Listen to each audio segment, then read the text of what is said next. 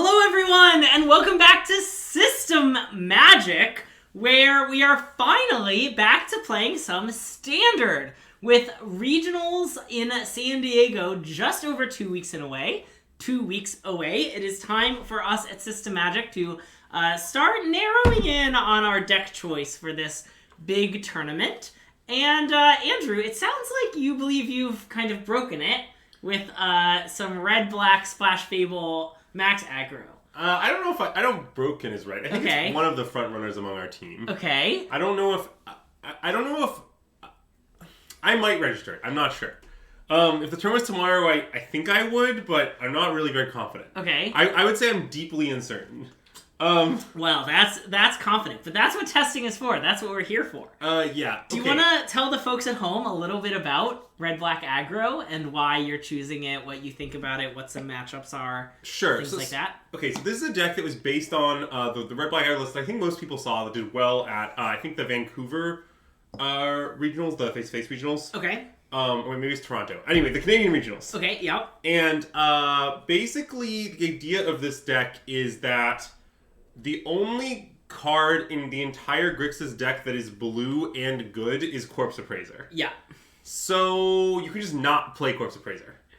I mean, 5 Swamp, 5 Mountain is honestly nice. You should know, Zoe, that friend of the stream, Max McVitie, and one of the people on our team who likes this deck the most, I think, keeps telling me he wants to play 6 Mountains and 6 Swamps and 2 Haunted Ridges because Mountain and Swamp are broken. Yeah. But I refuse to do that. So anyway, here we are. But I think there are a few Ruths in this deck, but yeah. So okay, here's the idea of this deck. The idea of this deck is severalfold. One, the first idea of this deck is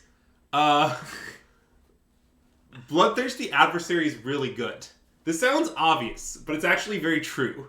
You see, the thing about Bloodthirsty Adversary is obviously on turn 2 of the game, a 2/2 haste is a fine card. Yeah. Also on turn 5 of the game, a 2/2 haste that Necrotells them, 3/3 haste that Necrotells them is quite good as well. Yeah. I've been referring to Bloodthirsty Adversary as the red-black Invoke, and I think that's kind of true. Mm-hmm.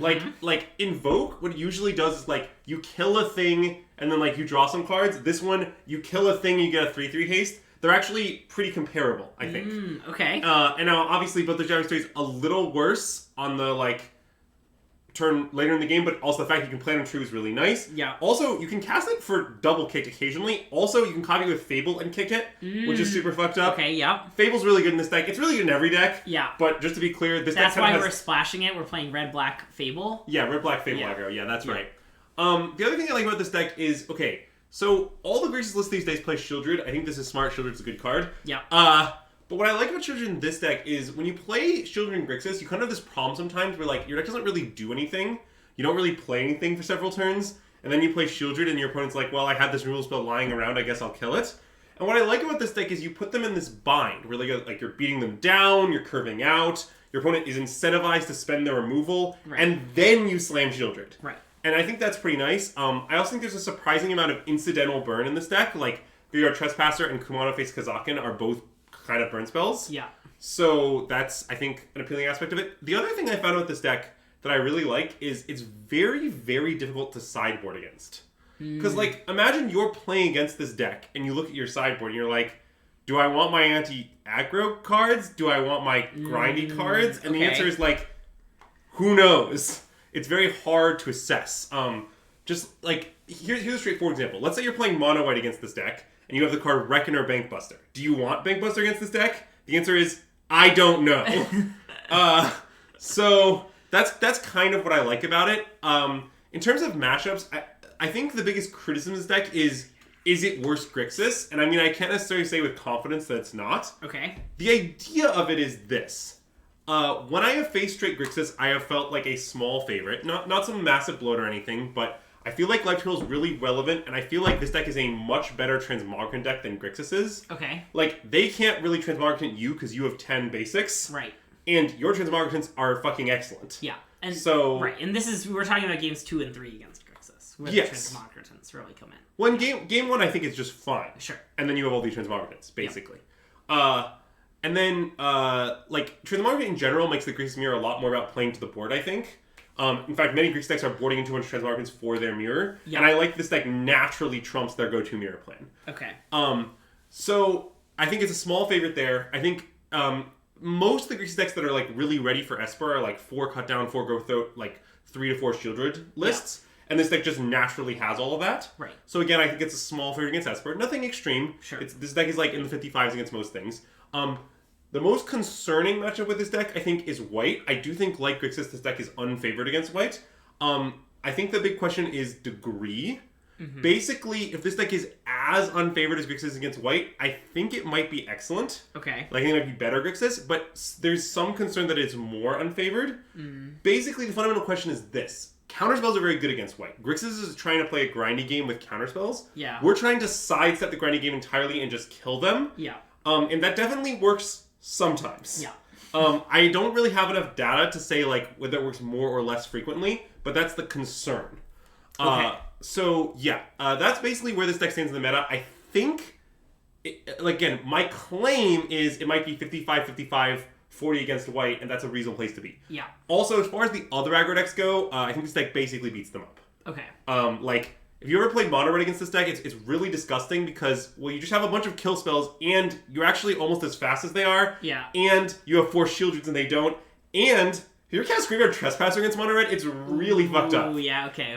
Like, you, like, play it and eat a thing, and the next turn you, like, pass with a kill spell, and then it flips. And then you kill something and block, and then you attack and gain 2 life. Yeah. And it's disgusting. So anyway, that's the gist of this deck. I'm not 100% sure if it's, like, incredible or not, but some of our team likes it. In fact, I believe at this point in time on our team, all players named Max are likely to register it. Yeah. And many other people are considering it, but have not committed one way or the other. And how many people there are on our team named Max is a bit of an unknown question. Yeah, it could be any number. It could be 0. It could be, like, 3 halves. It could be negative. But that's why it's called Max Aggro, to be clear. It's not because it's a maximally aggressive aggro deck. It's because it's our friends named Max like it. Yeah, that's correct. Yeah. But yeah, let's see. Is there anything else I want to say about it? We could call it Max M Aggro, so they know which Max. So they know which Max. The joke is both of them have last names that start with M because that joke was only funny for us. So that's a nice explanation. Oh, I guess I'll mention some of the slots we're still working through right now. Yeah. We've been experimenting as of late with like splits of Archfiend and Sheoldred, like 2-3 or 4-1 or whatever. I think it's sort of unclear how many like kind of finisher 4-drops you want. And if someone can, like, you know, it has particular high knowledge of system magic, like you watch a lot, and you remember the recent stream where Andrew told people they would be maniacs for playing this card in Standard, I would appreciate a clip of that. Oh my gosh. To be fair, he said it would be a maniac to play it because they're Sheoldred, and notably, this is being played in a deck that already has maxed out Sheoldreds, but anyway, I just, that would be a nice clip for me to have. Well, basically, I would say that Archfiend, I think, is pretty good relative to Sheoldred. Oh, thank you. Ooh, time to hydrate. Yes. With one glaring exception. The glaring, like, in most spots, if you play Archfiend and attack, you get in, like, they can't really block because of the life loss. Yeah. So, like, it ends up doing a decent Sheoldred impression. Right. The biggest problem with it is that it's awful against the Wandering Emperor.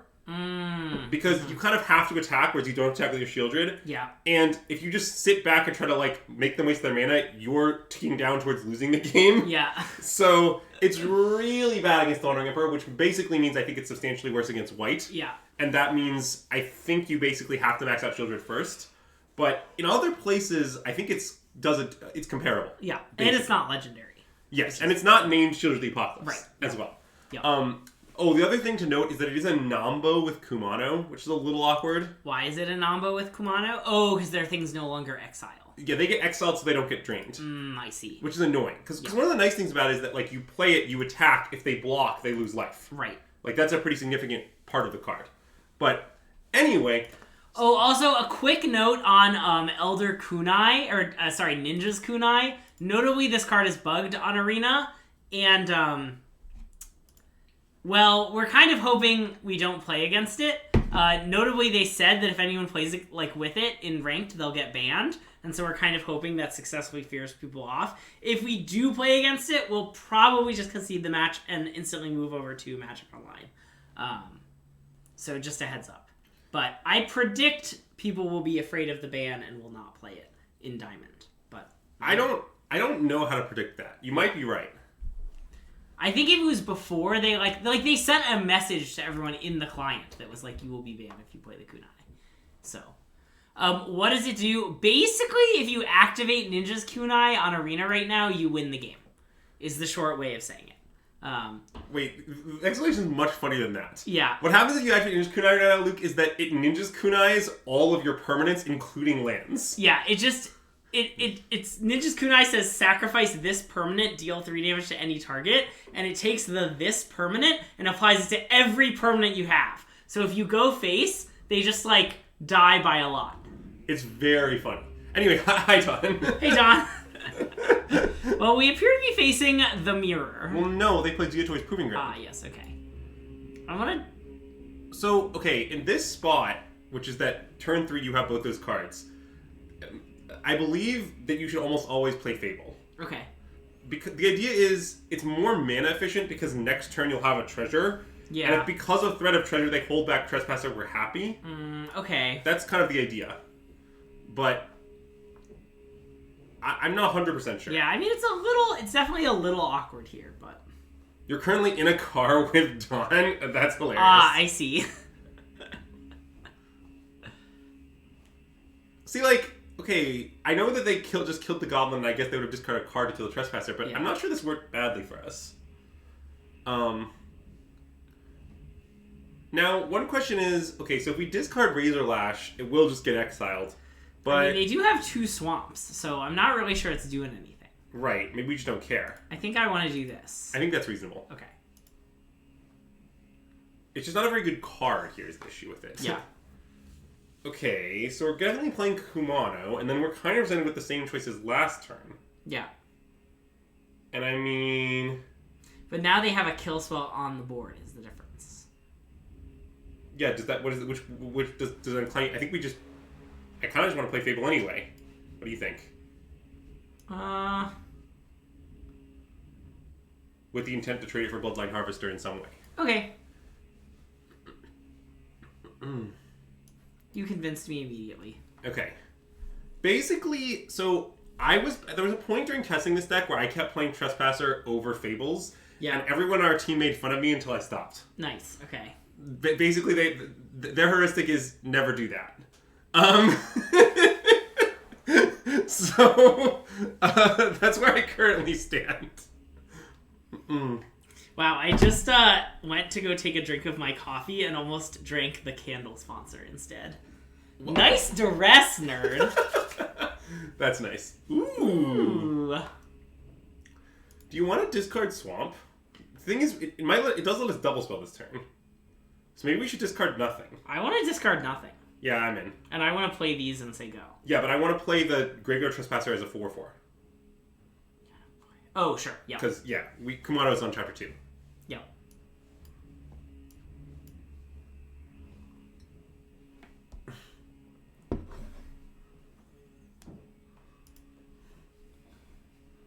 Boom. I mean, and now our opponent's... Is the candle sponsor coffee flavored? It's not. Yesterday we had the coffee candle, but today we don't. So now our opponent's kind of in an awful spot because there's a 4/4 Trespasser that's a huge problem for them. Yeah. But they also have to handle Reflection now and Reflection later. What's with this plaza? I honestly do not know. Okay. Good game. Yeah. Nice. I agree with the concession. What's the Philosophy 3 Swiss Spear? Oh, that's a really simple philosophy. It's the worst card in the deck, so we play 3. Nice. Hey, what do you think would be good against Jund stuff? Alright, so they don't... With all the basics our opponent showed us, probably Transmogritant goes. Yeah. Generally speaking, Swiss Spear goes in any matchup, as it's the worst card. Okay. To a first order approximation, we board out Swiss Spear always. Okay. So, I think normally in the more grindy matchups, what this appears to be, Soul Transfer and Reckoner Bankbuster are pretty good. You also often board in a Braid for their Bankbusters, which I presume that they have. Yeah. But I don't know. What was Cut Down good? there were Blood Tithe Harvesters. I assume they have Fables. Yeah, it's probably fine. Yeah, we could, like, shave one for Gix's command or something. Well, maybe Duress. Oh, okay. Against Grixis, I think we usually go down on cutdowns. Okay. And I don't know how Grixis-esque this deck is. Yeah. But it's reasonable, I think, to shave cutdown. You know, a 2-2 split? I kind of do, yeah. That makes sense to me. Okay. What card in this deck is most like Charmeleon? Well, the card that's the least like Charmeleon is I think, Fable the Mirror Breaker. Fable the Mirror Breaker is nothing like Charmeleon. Yeah, Fable the Mirror Breaker has almost no resemblance to Charmeleon. I think Ob Nixilis the Adversary is a bit like Charmeleon. Yeah, that's true. I think this guy's a bit like Charmeleon. Archfiend of the Dross is a lot like Charmeleon. That's true. Yeah, because sometimes it kills your opponent and sometimes it kills you.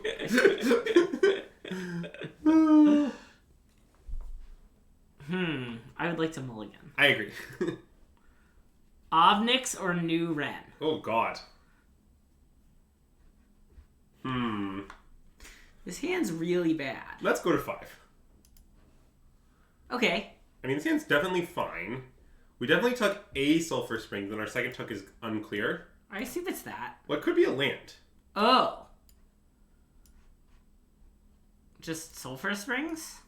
Like, that kind of seems good to me, doesn't it? Okay, that seems better. Yeah, okay. The unfortunate thing is you still don't know the Charmeleon backstory. The thing is, it kind of sounds like you know everything there is to know.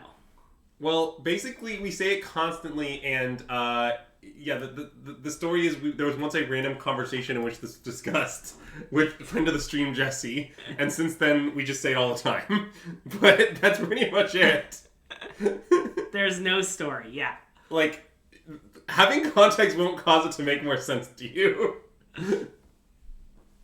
Well, I like where this game's going. Yeah, I mean, let's trespass our guy.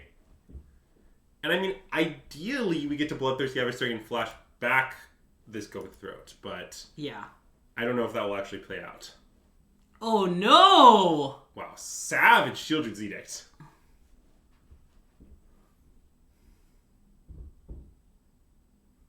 Huh. Our opponent's just doing nothing? What does that mean? They just have a bunch of kill spells? I mean, should we loot away Sulfur Springs? I think so. Okay. I guess maybe we should have done it before playing land in place to do your attack land. That's true. Okay, well now maybe we should just play one. I agree. A nice Valley Dasher. Is playing with day and night cards and paper a bit like Charmeleon? Yeah, that is a bit like Charmeleon. It is, yeah. It's currently night, by the way. For all those in the chat wondering if it's day or night, it's night. It seems like it's going to be night for a while. Okay, we definitely killed the Sheoldred. I don't think there's a reason not to upkeep. But now I don't know that we play the Bloodthirsty Adversary. I'm going to just say go, I think. Yeah, I like no land pass. Good afternoon, Greg and Greg. Nice. Wow. Love that. No good afternoons for me, apparently. Just yeah. For you and for you as well. Let's do nothing. Nice. I love doing nothing. I mean, we can play Haunted Ridge, I guess. No, I want to hold it in case of, like, Fables or their graveyard guys. Okay. It's just that, like, well, if we're going to flashback Go with the Throat, then, like, at some point. Yeah. Oh. Well, we could just play Fable now. Well, I want to play this. Okay. Bad afternoon, Andrew. See, I think Zach is making a joke because recently Zach invited me to a draft and just called me Greg. Ah, I see. I did not. I was aware that you were invited to this draft. I was not aware of this joke. Any theories to why our opponent played Chuck and did nothing? Yeah, I also was wondering that, but I don't have a great answer. I mean, that is, I suppose, scary. Oh. So apparently this was an Atraxa deck all along. Yeah. I didn't expect that because of all the basics. Like, I assumed that with all the basics, that means they weren't playing Atraxa. I was wondering that with the Plaza of Heroes that we saw game 1. Yeah, okay. Well, now we'll sideboard differently, obviously. Yeah. But, because I think in Atraxa matchups, being more aggressive is sometimes good. Yeah. Should we, like, concede? Well, the thing is, I don't know that... I guess we're pretty dead. Oh, yeah, we can concede. Okay. So now I definitely want 0 cut downs. Yeah. Yeah, maybe we should have known there was a Traxa, but we didn't, regardless we should have. So normally against Traxa, decks I like Transmogritan, but it seems like this opponent's really, really ready for it. Yeah. So maybe max Duresses? And I mean, I don't know if the Traxa deck has a lot of abrade targets either. Like, Swiftspear is not bad here. We could just completely go ham. Yeah. So what's bad about that is it exposes it somewhat to the Brotherhood's End. Oh, that's true. But I think we probably should do it anyway. I want to do it anyway. Yeah. See, normally in this matchup, your plan against Brotherhood's End is, well, I have a pile of Transmogritan, so I'm not that exposed. Yeah. Unfortunately, that plan doesn't work that well in this case. I mean, we could just bring them in and, like, hope it works out, but I guess we saw a lot of basics. Yeah, they have so many basics. This person does not want to lose that. I mean, this hand's great. Kumano on turn 1 or Swiftspear on turn 1? I think Kumano, right? Yeah. And then we just play 4-3 Bloodtooth Harvester on 2 is my intent. 4-3 Bloodtooth Harvester is nice. So, okay, here's, by the way, one of the things I like about this deck. Kumano is kind of just a good card. Like, think of it this way, right? It's basically a 1-mana 3-3 that just, like, only hits for 1 on the first attack. Yeah. Like, but it does generate 3-3 worth of stats. So, and, like, if you play a haste creature, then it's 2 on the first attack, and it's just, like it's just insane at that point. Although, obviously, you won't always do that. Interesting spot, because we could play 2 haste creatures. Oh, I kind of want to play Fable. I guess that maximally overcommits into the sweeper. Yeah, okay. Let's just bash then. We can see if they do something, although I guess once we go to combat, we're pretty committed. Yeah.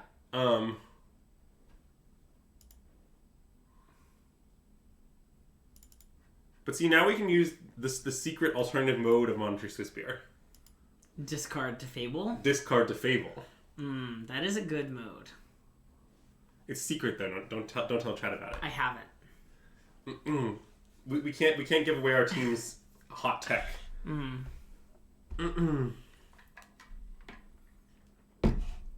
See, look at how good Transmogritan would be right now.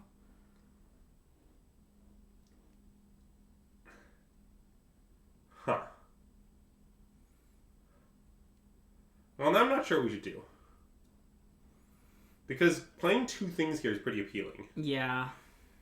But I guess if we discard... I mean, we could discard Bloodthirsty Adversary. Well, wait. We could discard Go for the Throat with the idea that we can later flash it back. Oh, that's a good point. I am worried about them just, like, untapping and slamming Sheoldred. Yeah. Are we keeping our qualifier deck choice secret? No, we don't. Neither of us believes in secrecy. We're not keeping anything secret, but we just don't know what we're playing yet, so we can't possibly spoil anything. I think I just want to discard this. Yeah. Okay. I think that's what I like too. I would just play it in the Harvester and like I know it's a little bad into Wrath, but we're just gonna have to live with that. I think our opponents configured their deck with all these basics in such a way that our deck is not that good into Brotherhood's End. Yeah, I mean they might not have Brotherhood's End because they have all these basic swamps. Like that's possible. Oh, the 4th non-basic classic. I mean, maybe they just drew a million basics the first 2 games. Okay, they don't have it. Great. We're geniuses. I mean, now I think we'd most likely just win the game, to be honest. Because, like, they take a million here. Yeah.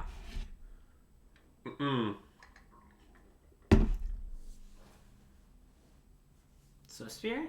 Probably. I mean, it could be Etchings, but I think it's Swiftspear, because we just might not have a spell forever. Yeah.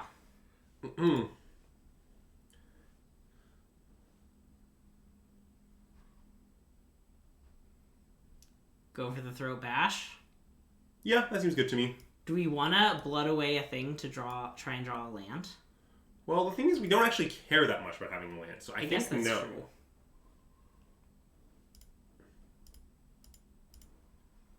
Also, we can do it later. Yeah. Well, we can't if we want to like. Well, we can't like, play the land. Yeah. I'm worried about them playing Sheoldred, which I guess doesn't do anything because we have the machine gun up. Yeah.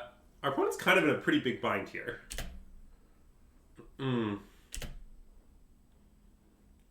Also, once we have Bloodthirsty Adversary in play, the fact that we can Fable it to flashback is pretty good. Ooh, okay, yeah. So that is fully online, to be clear. That's true. I mean, I don't know if we should do that, though. I kind of want to. I don't want to do this. I think they're going to try and get us. Okay, I mean, it's just really good if it works, because we also have Bloodthirsty Adversary. I would like to predict its odds of working are like 20%. Okay, I think the way we lose this game is they make Atraxa. That's probably right. So you want to hold this? Correct. What if we just jam? I really don't like that. I mean, it's just massively... Like, they have a... I think we should just do it. Okay, fine. Like, when you say they get us, they're getting us in the sense that we keep Reflection in play, and my plan in this case is that I trust Reflection to fuck them up. Okay. Okay. Because, like, Reflection lives, next turn we can, kill their... Wait, do you want to play this in attack? Why not kill their Goblin with the 3/2? Oh, they're dead if we do that. Yeah, okay. Oh, nice. Nice! I mean, I was like, well, yeah, I do want to play to attack. Sorry, I didn't really realize that they were just dead if we take this line, and they have nothing. Nice. Yeah. So anyway, you did see us aggro them out there. The Atraxa matchups, I think, are a little tougher than the normal Grisus matchups this deck, but I don't think they're like some sort of awful, horrible matchup. Again, being just like fast and killing your opponent is still a pretty good plan. Yep. Yeah, I think for the qualifier, personally, I think there's a decent chance I play this deck, a decent chance I play Esper. I still haven't counted out Boat Brew, although I'm leaning away from it. Okay. And I think Greg likes Esper more than I do, but is also considering many things. That's true. Well, the thing is, I think Esper is great, except that I lose every match I ever play with it. Well, this hand's a Sneep. Yeah. What is Boat Brew? It's mono white splash Fable. Yeah, it's mono white splash Fable. We've played it on stream a bit last week. Derek, the San Diego is like 2 weeks. I take it that means you're not going to San Diego based on you making that comment. Okay, so this is actually a pretty interesting spot. Do you want to slam? Well, that's only the one we'd rather have in our hand later, right? Right. And also, we might want to use a blood next turn. I sort of want to play Blood Death Harvester. I mean, me too, I think. Okay. Okay. Oh, yeah, we're not, neither me nor Greg is Moto Grinders. We don't have any showcase quals lined You're up. a Moto Grinder. Kind of.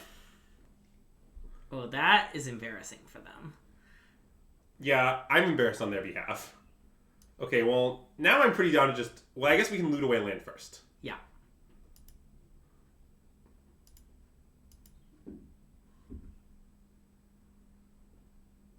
I think I want to play this. Interesting. Oh, maybe I don't. Just get him for 8? 8 is a lot. 8 is a lot. Let's get him for 8. I think we should get him for 8. Moto Grinder is a slur. I agree. Well, I mean, you're in the spot where you can go or not go on according to your whims, but I just assumed because it was very far away from you, you wouldn't go. No.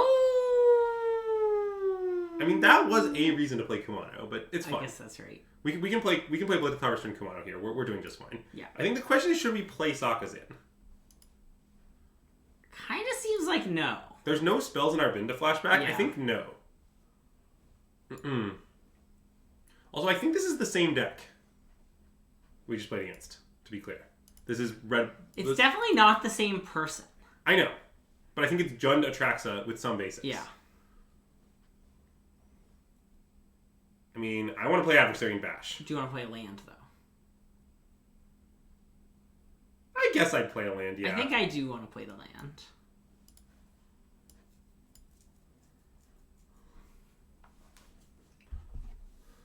Y'all have this list to post in chat. We sure do. ! Deck will get you... Oh, you want a text list? We don't have that. But ! Deck will get you a picture. Well, you see, the thing is that a picture is famously worth 1,000 words. Yeah. So as long as the deck list is less than 1,000 words, then the picture is better. That's how. I don't know if you count all the words on all the cards. I mean, like, this is a lot of freaking words.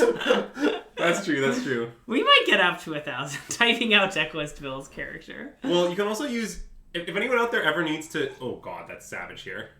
Maybe we're just playing against Jund Grinds. Maybe it's not an Atraxa deck. That's possible.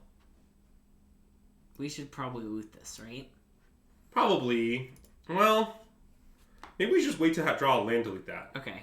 Yeah, I was going to suggest using the Andre bot.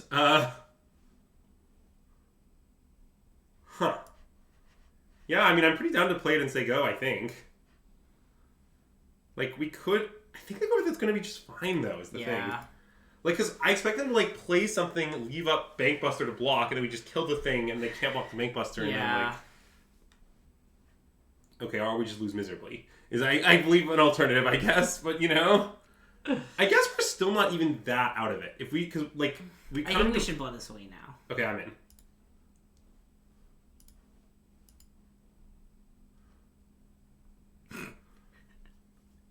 Well, okay, that's actually not that bad. Yeah, we got a plan.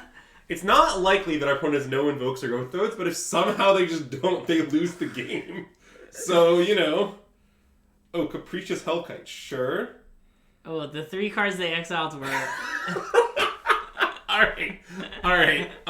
You're off it? I'm pretty... Well, God, it's probably not even right to concede.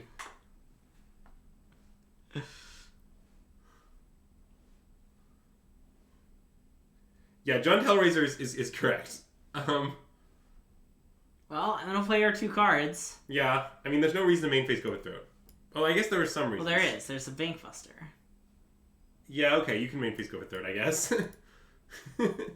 I don't know.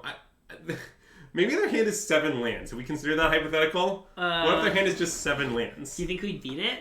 I think we could beat 7 lands. Okay. I mean, like, what if they have 7 lands and we just draw Sheoldred? Oh, that's true. And their top... Like, they do get to draw at least 1 more card here. Oh, I think we're dead instantly to that. Oh, wait, no, there's not another invoke. Okay. Yeah, they hit both invokes on the first ones. They had no invokes left for the second one. Okay, so this deck, I think, to a first order approximation, is Grixis. Okay. So, against Grixis, we want all the Transmogritans, we want Duresses, and we want Bankbusters. That's our rough cyber plan. Oh, and we usually board in the Abrade, too, for their Bankbusters. Yeah. Against Grixis, we cut all the Monastery Swiftspears, and we were cutting all the cutdowns, I believe. And then I think there was some debate from this point. Okay. Like, I think Max likes shaving Kumanos. Oh, okay. Like, he likes kind of full-on grinding them. Sure. But I'm not 100% sure if that's right, but I'm down to do that. Do we want Archfiend? I don't think Archfiend is bad against Grixis. Or Jund, like, sure. Whatever. Like, kind of, why would it be? Yeah, I guess that's true. They play the Elder Dragon War. Oh, last you checked, Max cut all 1-drops and brought in Soul and Gixes too. Oh, that's plausible. I mean, this hand seems excellent. I agree. 10 out of 10. And one of the nice things about Duress is, in this deck, it's really important to keep enough bloodthirsty adversary targets. Okay. And Duress very conveniently just is a good one, even late into the game. Okay, well, we should either take Fable or Unleash. But probably just Fable. I think we should take Fable. Yeah. I mean, it's pretty awkward that this will, like, kill something and then kill a Fable, probably. I mean, that's the point of it as a card. But they only have 2 lands. Thing is, like, if we take Fable, what if they just can't cast their spells? Like, that's true. That's a pretty plausible hypothesis.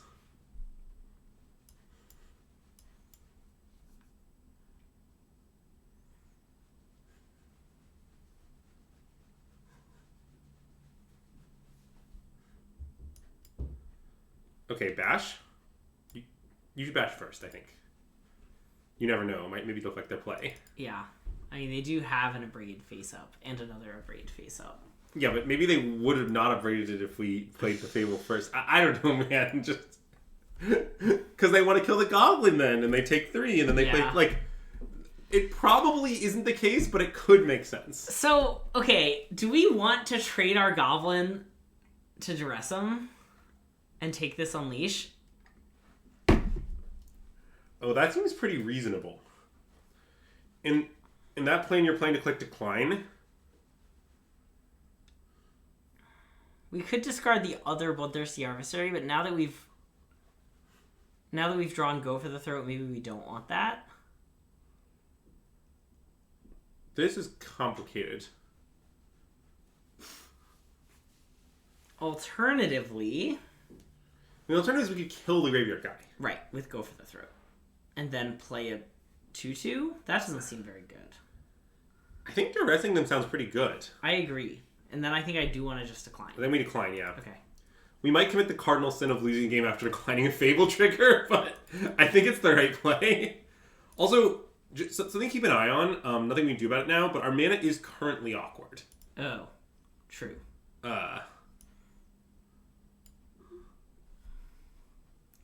Classic post-combat haste guy. We're playing it to block the graveyard guy, Greg. It's very logical. And I'm going to take this one. Well, okay, I think our play worked out amazingly. Yeah, it definitely did. Because now, like, our opponent kind of needs to use the Upgrade on the Fable, and we're just kind of winning. Yeah. We've also positioned ourselves such that, like, spells and lands are both good draws. Yeah. I mean, I think I want to go for the Throat Their Glutton and attack for 3. Yeah, I want to go with Throat at but, like, I think I want to go through Discarding Swamp, even though that is our second black source. Yeah. And then I was wondering if we should play the second adversary. Well, we will have just put a Go for the Throat in our bin. Sure, but I guess you're thinking because they'll probably kill the Fable. I mean, they have a Braid in hand. Yeah. It's just like, notably, Fable can copy Bloodthirsty Adversary flashback something. Oh. But I think you're right. I think we should go with third and hold on to the Wait, now you've kind of convinced me that maybe we should play it. Well, the thing is, I think they are going to kill the reflections. So that's not a good argument. Again, I just think it's complicated. And then, like, the blood complicates it further, because it's like, well, now we could blood away our fifth land. But I think just doing this and then putting ourselves... Like, I think this is just good. Mostly because I just think the game is kind of going to be a hideous grind, and 5 a turn is still not that fast a clock. Well, if they rebuy Trespasser, that means not killing Reflection, which I don't know. I can't really complain about. I guess they can rebuy it, play a land. Yeah. But we don't know they have that land. Yeah, and they are just going to take the line of just killing our thing, which is reasonable.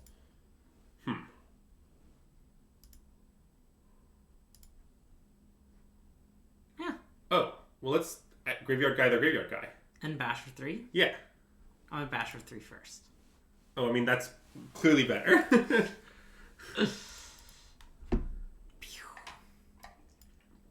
Also, is it night? It's night. Oh, it's night! Look how night it is! Thanks, opponent. Okay, and then one from our yard? There are no creatures. Okay, let's take Unleash the Inferno. Okay. Wait, they've creased Hellkite. What does that do exactly? Oh, it takes 3 cards at random, and then you can cast a non-creature from among them. So we probably should have taken Fable. Then we should take Fable. Whatever. They're pretty far from casting, I think, right? No, they can cast it this turn. It costs 6. Oh. I thought it cost 7. I'm sorry. No. Well, we're going to get extremely punished for our decision right now. Well, wait. I'm glad they should, like...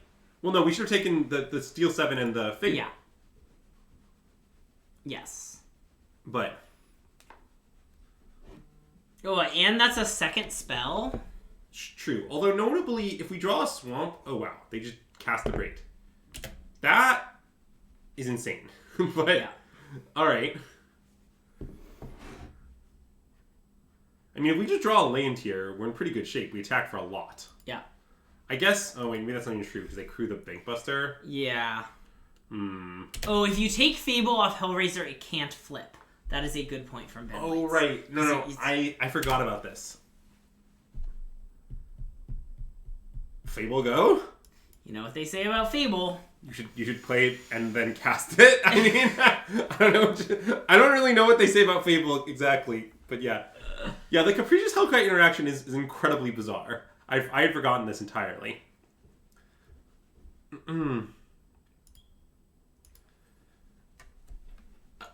What is the joke between you and Venomites here?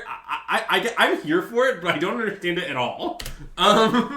So if you would like to explain to me, feel free. But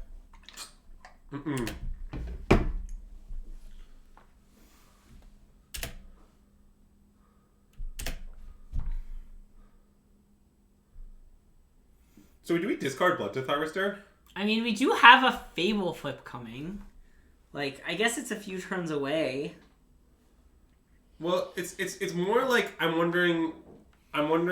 Oh, because if we find a land, it's really good. Yes, and if we find a spell that isn't a land, like it's like we're only punished by trying Black Cleave Clips, basically. Yeah. Okay, I want to do it. Yeah. Great. That's fine. Oh, I think that is our decision worked out excellently. Yeah. And then I'm just gonna do it. And I think I'm gonna play it. Yep. Love all that. And then next turn we'll take out the Hellkite, if they use the Bankbuster, which is very plausible. Pew, pew, pew. I mean, the game is a hideous grind. It's not one we're clearly losing, although it's not one we're clearly winning either. Sure.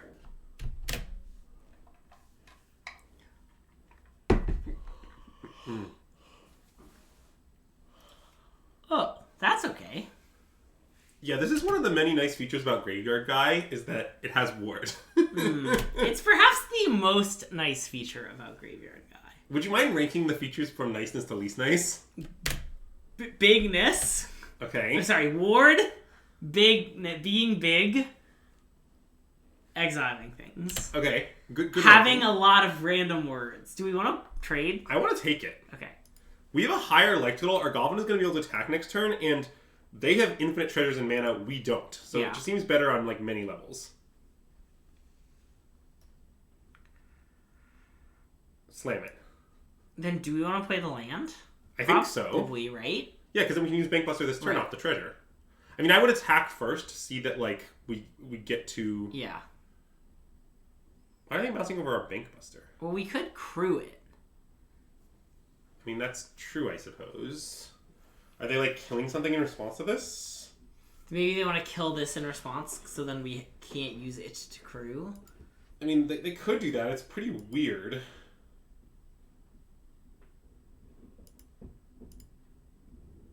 Because in reality, we just don't attack with that Bankbuster. Right.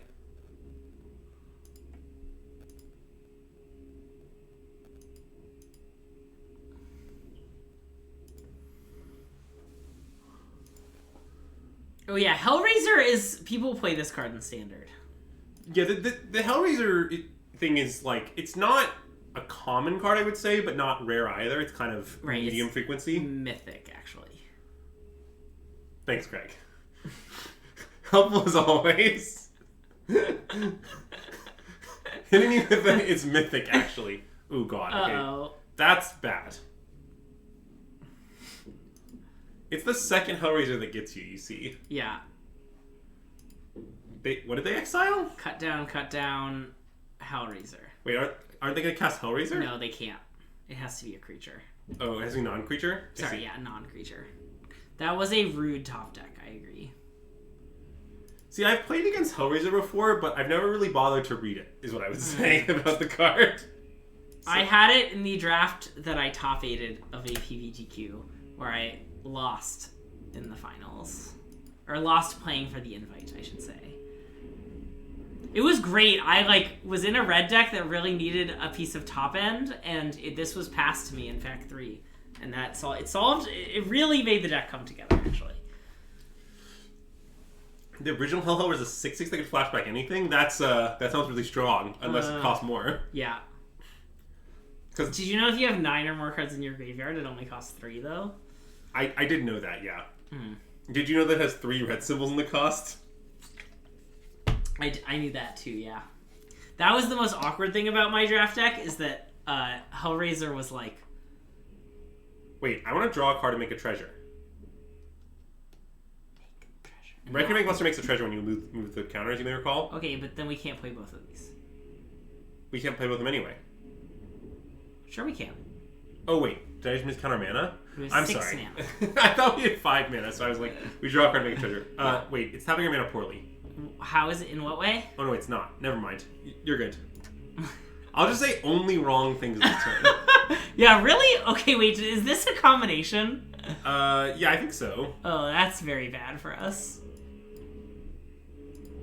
I mean, what do you want from us? I mean, maybe we should have drawn a card to try and find a kill spell. Well, wait, do you want to crew Bankbuster and send it in? I guess probably not. No, they'll probably just trade with their Bankbuster. Okay.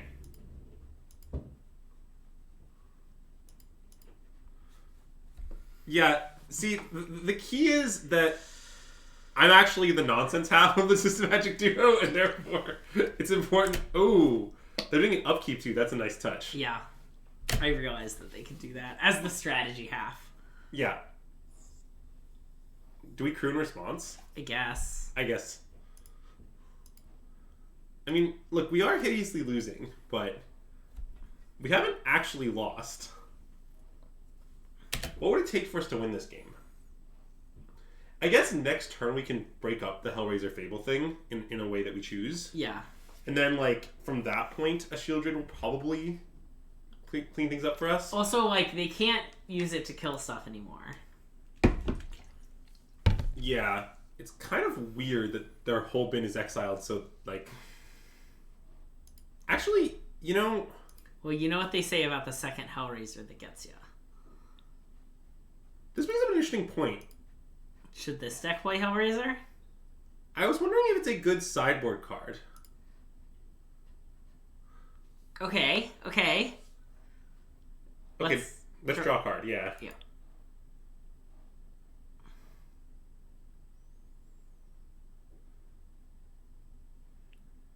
Okay, I think we should Blood to Harvest for the Hellraiser. Rather than go for the throwing it? Then I want to go through the reflection. Okay. Right? Sure. But after we do this, we can then sack a blood to discard our Sulphur Springs. Yeah. If they had a breed... Wait. We should do that right now. What if we decide not to go through it or something? Yeah.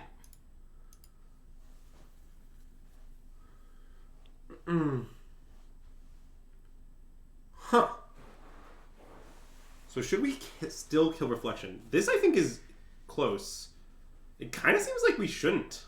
I think we shouldn't. I think we should slam Sheoldred. Yep. Like, we're behind in this game. They might not have a kill spell. If Sheoldred lives, it will beat them from here. Yep. Also, like, the main Reflection reaction they have access to right now is, like, the, Crew Bankbuster copy thing. Right, and that's just, like, so clunky. Well, notably, drawing cards is not good against Sheoldred. Oh, that's true. See, the thing is that it's Sheoldred. Unless the cards are good, then drawing them is a combo against Sheoldred. But wait, there's only one Archfiend in this deck right now. Although you should know my team keeps trying... My team has discussed playing more, but... Okay, so this is a really weird Hellraiser because it doesn't do anything, right? Yeah. Like, they just have a Hellraiser. They have a Hellraiser. I guess they can copy it and hit us for 4, but they're not doing that, it appears. I'd like to blood that away. Yeah, that seems good. I'd like to not tap my mana like that. That seems irrelevant, but yeah, I'm in. Oh, what if we draw a double black card? You mean like Archfiend, exactly? Sure. Yeah, okay. Which we can't cast anyway. Is Soul Transfer in our deck?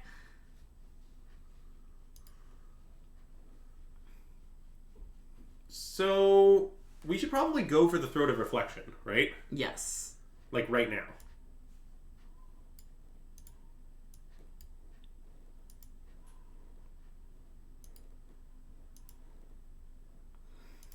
And then we could offer the Bankbuster trade, but I think we shouldn't because of the existence of Hellraiser, right? Yeah. I mean, I think we're just going to win this game from this point. Artifacts, no throats, enchantments, throats. That is accurate. Yeah, you've never seen the throat of Reflection Kiki-Jiki. It's really straightforward. It's right where the throat on normal Kiki-Jiki is, because it's just his reflection, so it's very logical.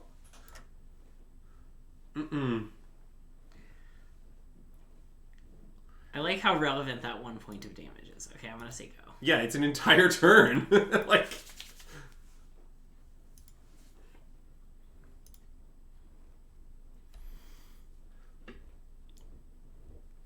Okay, so they go to 4.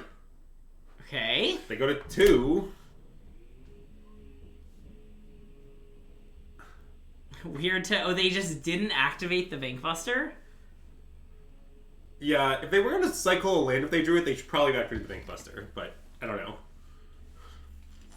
I mean, if they still can't kill Sheoldred, they die. And if they can, then it's anyone's game. Yeah.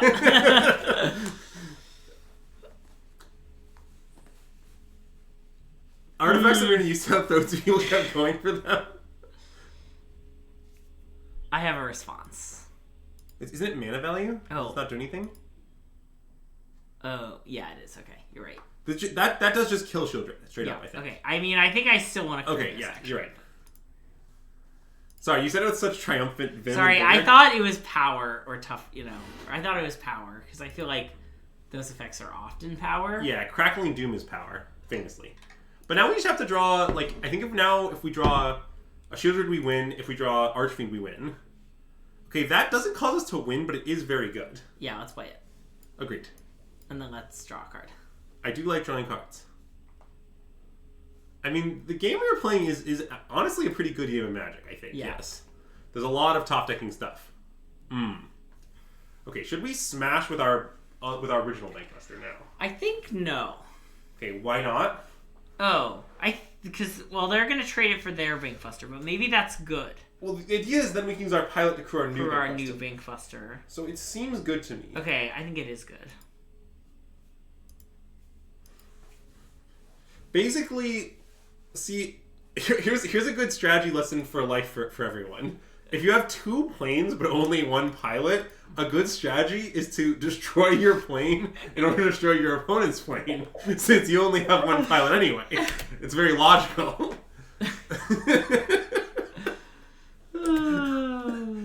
This really describes a scenario faced by the aviation industry very commonly. No, that's such a good draw. Oh, God.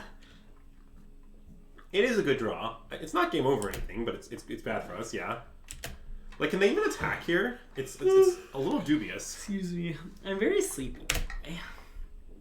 Oh, nice. Well, unfortunately, they're not dead because of the 1 life they gave. Sure, but let's play it. I agree. And then draw a card, I assume. I agree.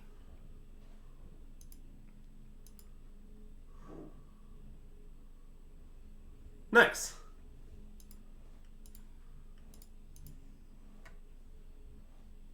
So they go to 1. Nice! All right. Let's go! Well, that was insane grind. Okay, do you want to board out more Kumanos and get in the command of the Soul Transfer? I think I do. Yeah, I think I do too. Let's just accept the Hades Grindfest and we'll grind them. Yeah. Normally in these Hades Grindfests, you get your main edge from Hades Transmogritan, which noticeably we didn't see that game. Yeah. But, I mean, they do have Graveyard Guy. Sure. Omnixus is for mono white. Omnixus is for exactly mono white. Nowhere else. Or is he just a mascot? Oh, we should make him our avatar. I bet he's an avatar I have. That's reasonable. Also, as a follow-up to that, I'm not 100% sure it's good against mono white, but is a dedicated mono white card. Yeah. I think our team has had mixed results with the card against mono white. I think at the beginning we had some really promising appearances from it, and then more recently it's been a little trickier. But mulligan. Yeah, I mean, easy mull. Keep. Sneep. Put back second Sheoldred? Yeah, I think so. The issue is that although what's his batting average? Really? We've been getting the arena Scrybug a lot of times today. Oh yeah, let's complain. Do you think Ben White can do something about the Scrybug? Do you think he can Harvester, fix it? Right? Yeah. Okay. Yeah, I like Harvester. Did we mull to 5 game 2? No, that was last round, right? That was last round, yeah. We'd not mull to 5 in this match.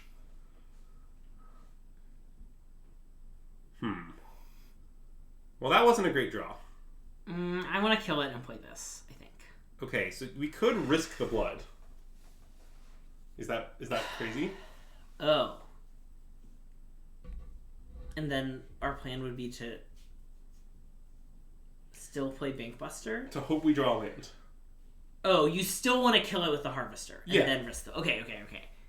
I'm down to do that. I kind of want to risk it, right? Because it seems like...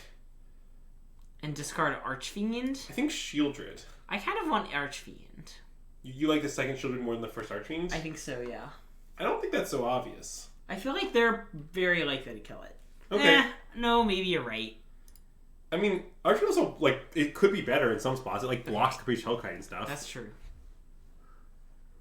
Okay, well that's, like, the best horrible draw we could have. Yeah. I mean, I guess Bankbuster. Yeah. Vampire's Vengeance is mainly for Toxic. Is the answer to that question. It's very good against Toxic, though. Are you aware it's an instant? Being an instant sweeper is very good against Toxic. Because, like, they, like, untap and make the token from their enchantment, and then you sweep them. Okay, we're doing it. I mean, what do we play here, though? Just Bankbuster? I think so. Okay. I mean, the problem is that we're badly losing. That is a problem. Our opponent is a Yu-Gi-Oh player? Waboku. Is that some sort of Yu-Gi-Oh reference, or it just sounds kind of like a Yu-Gi-Oh name? Maybe it's just like a well-known Yu-Gi-Oh player. No, I think it means that their name sounds like a Yu-Gi-Oh name. But dog. Well, ooh. Oh wait, maybe we should use this. Nah, we should play Fable, right? Okay, fine. Have you considered that once we play Fable, we'll have a Fable, and our opponent won't have Fable? See, okay, there you go. It's a Yu-Gi-Oh reference. Nice. Okay. I don't know what that link is to. I don't see the reference that Wit sees, but I believe it. Oh, this one. I've seen that Yu-Gi-Oh card before. It's Fog. Yeah. Their name is Fog. Okay. Why would you name yourself... Is Fog good in Yu-Gi-Oh? Wait, but do you think Waboku could, like, mean something else? Yeah, is it... The question is their name mean something else and that happens to be a Yu-Gi-Oh card?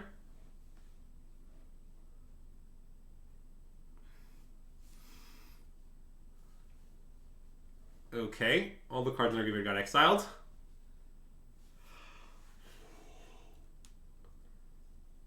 Concede. Yeah. Dang. I mean, we just kind of missed lane drops and lost. I don't know. Yeah. That particular game does not change my evaluation deck at all. In either direction. Like, we missed... Yeah. I mean... I guess one downside of this deck is that, like, Grixis gets to play more lands. But that's a blessing and a curse, I would say. Oh, yeah. And our lands are better. Yes. Well, I think... And hey, Ben, thanks for the subscription! We're playing some stock Rakdos. Splash Fable, of course. Yeah. I do like the color Fable in Standard. Yeah. It's one of the best colors. It's probably the best color. I was actually thinking about the ranking recently. Okay. I think it's black, Fable, white, red, blue, what? Green? Blue, green. Okay. What are your thoughts on that ranking? Does the fact that red splashes Fable more easily than all the other colors affect its place in the rankings? No, I'm only counting the red cards that aren't Fable in red. Then I wonder if blue should be above red. I think blue and red are close. Yeah, because there is the mono blue deck. Oh, that's true. Okay, I'm putting blue above red. Okay. Red is fourth, Fable second. I think Fable is below black, but Fable and black are close. Yeah. I think we should actually keep this. Okay. It's not great, reasonable, but it's fine.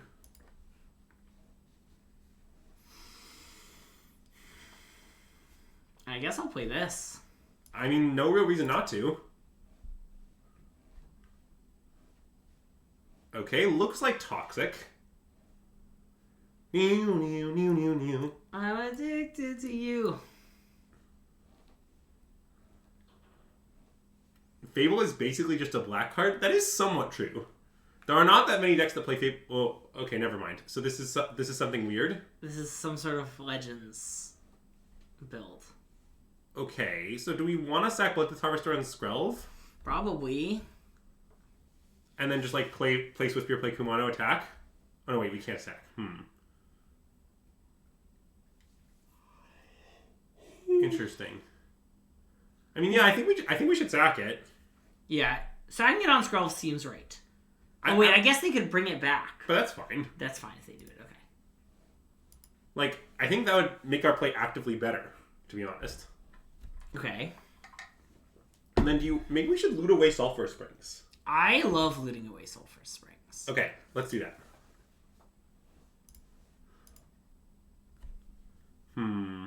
Ooh. Okay, now I want to play these two cards. Yep. You can play them in either order since we're not attacking.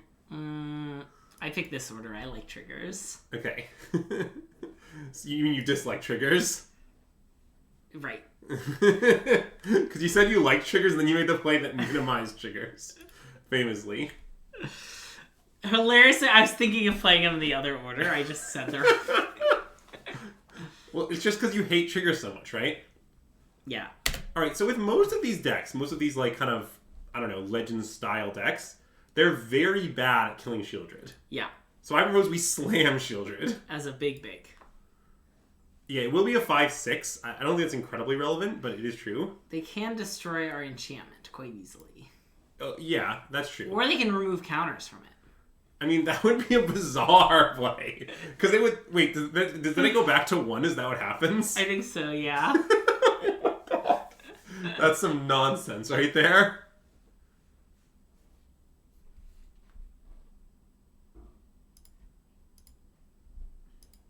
Let's see what they pick. What do you think they're going to select?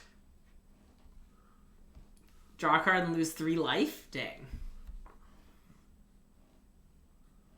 By the way, Glissa Sunslayer is very good against Archfiend. Oh no! Anyway. That's very funny. Can we attack with Sheoldred? Oh. So, I guess no. Because even though we can cut down the Skrelv, that's still not enough. If they don't block. Yeah. So we just main phase cut down the Skrelv then, or they have Plaza. I think yes. Yeah. And then I don't think there's a reason to play Bloodthirsty Adversary. It doesn't seem to do anything. Yeah. As a result of that, I have another question. Okay. So let's say that next turn our opponent connects to the Glissa Sunslayer. Do you think they'll choose to draw a card and lose 1 life, or lose another 2 life, or remove a counter from Sheoldred? I don't know. Me neither. Yeah, so our opponent is just playing the classic archetype of what is this? I want to do this. Yeah. Okay. Oh yeah. Sheoldred is going to stay out of the combat where it's safe. Yeah. Nice.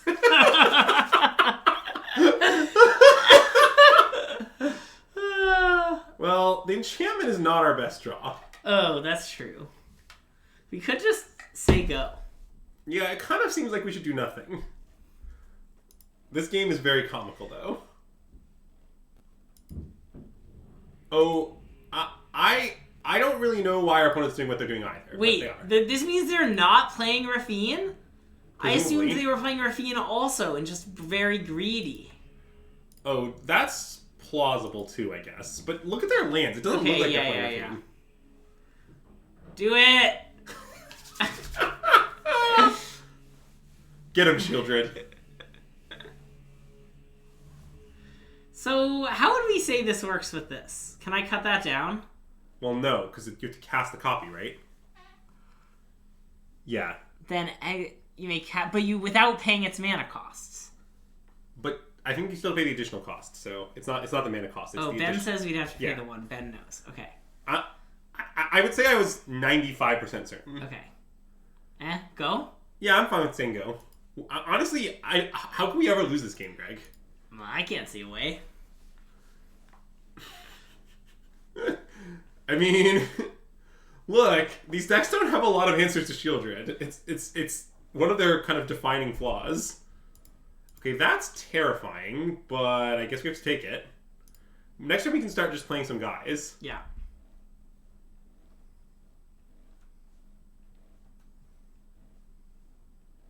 What are they going to remove the counters from, do you think? If I were them, I'd remove them from Malira. If I were them, I'd remove them from Sulphurous Springs. Wait, is it any permanent? Sure is. Oh no. It's Sheoldred. Okay, draw go... Oh no, wait. We're just in huge trouble with that, huh? Well, we kind of need to play some stuff. Yeah. This is very bad. I mean, should we just play 3 things or something? Like, just play Kumano, Swiss Spear, and Bloodthirsty Avatar to go? Let's start with Kumano. Okay. Even though, well, Kumano does nothing. Well, no. If they kill it, they don't get to draw a card. Oh, because now they have a Sheoldred. Yes. Okay, let's play Kumano. I think it is good here. Believe it or not. Man, we're kind of winning this game for a second, and then we didn't draw any cards that did anything for millions of turns. And then, yeah, let's play this. Okay. Okay, I believe we unfortunately lost. Yeah. But... From my season tickets in the Arena of Ideas, I can see that we were defeated in the Arena of Ideas. How are your seats, Greg? How are your seats? They're great. Worth every penny. I'm just gonna scoop. Yeah, that sounds good. Okay. I was considering whether we should scoop on our turn, if I'm being honest.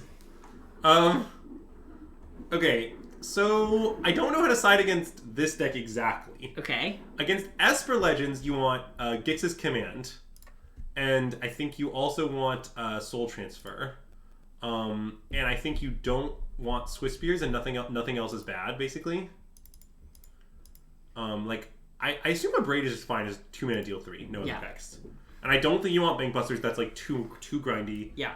I don't think you want Vampire's Vengeance, it doesn't kill enough of their stuff. I think it's just Seems like it doesn't kill any of their stuff. Yeah, I guess this kills like Glissa and Malira and stuff, so. Yes. Well, and in general, wait, we didn't put out Razor Lash. Wait, shit, we're supposed to cut that, right? We're supposed to cut the extra Razor Lash. Yes. Oh. But whatever. Okay. I mean, Gix's Command is definitely a little worse against this deck. I don't think it's that big a deal. Gix's Command is still just pretty good in creature mirrors, fundamentally. And I mean, okay, my argument of why this deck is good against Legends, which I will happily make, is... So the Grixis decks that are good against Legends are basically just our exact deck. Yeah. Like, they're 4 cutdowns, 4 go for the throats, and a bunch of Sheoldreds, and actually, in the case of the list that won the European RC, also Graveyard Guy. Yeah. So, we just have all those things. I'm just going to ignore this and keep playing on curve. Yeah. Cool. I mean, that card is going to be great in our graveyard.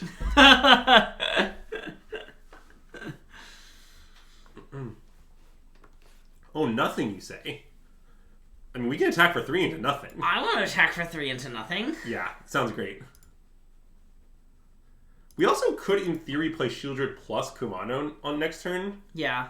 If our Goblin lives, which against this deck is pretty likely. It's not like they have a lot of kill spells lying around. Right, and we've drawn some extra lands.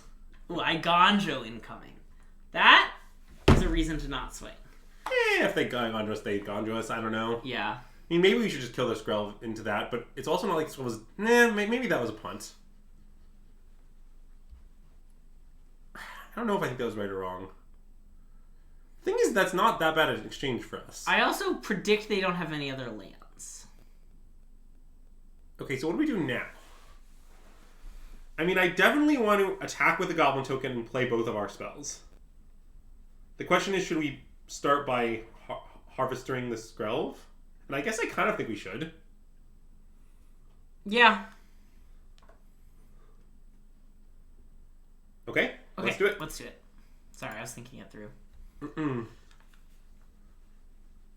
Now, will our opponent lose 2 life for no reason? Oh no, they're wise. They're wise. Oh, because they know it's not protection from red. Yes. Well, also, people do that a lot because they're worried about sorcery speed removal spells, but there just aren't many of those, right? Yeah. To a first order approximation, I think it's always wrong to respond that way. And we're playing this, right? Yes. Now, I don't love that, like, given that our opponent's using land drops, their hand is more likely to kill spells, but it also might have, like, a bunch of guys. Yeah. I mean, their deck is guys. Wow. Alright. We take those. Sure.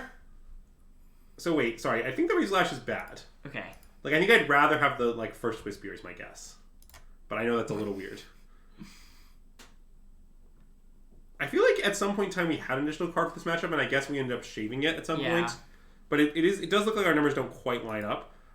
I will say the second Soul Transfer has been a card kind of fighting for space on our board for a while. Okay. I could easily see that making its way in there to have the additional card here.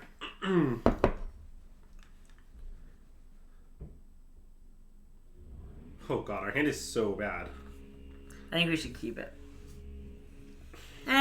Okay, I think we... It's very close. Like, this is a matchup where if you fall behind, you can... Like, what if they play Thalia? Yeah.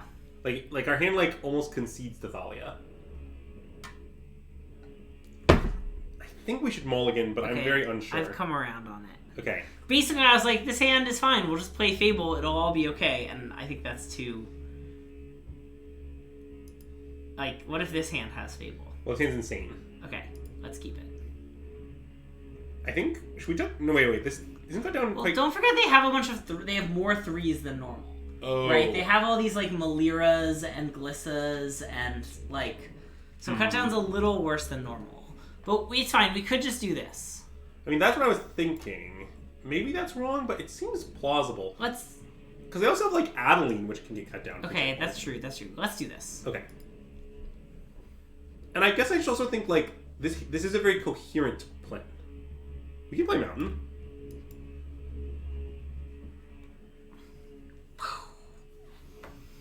I like that they're just very likely to play Thalia here, which would have gotten our cut down.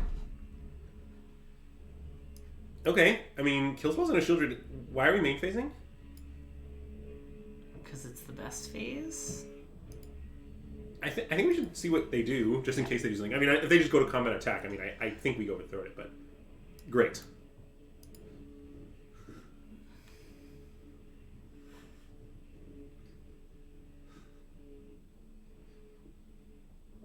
I mean, main phase is the best phase. Sure is. Now I even have a reason.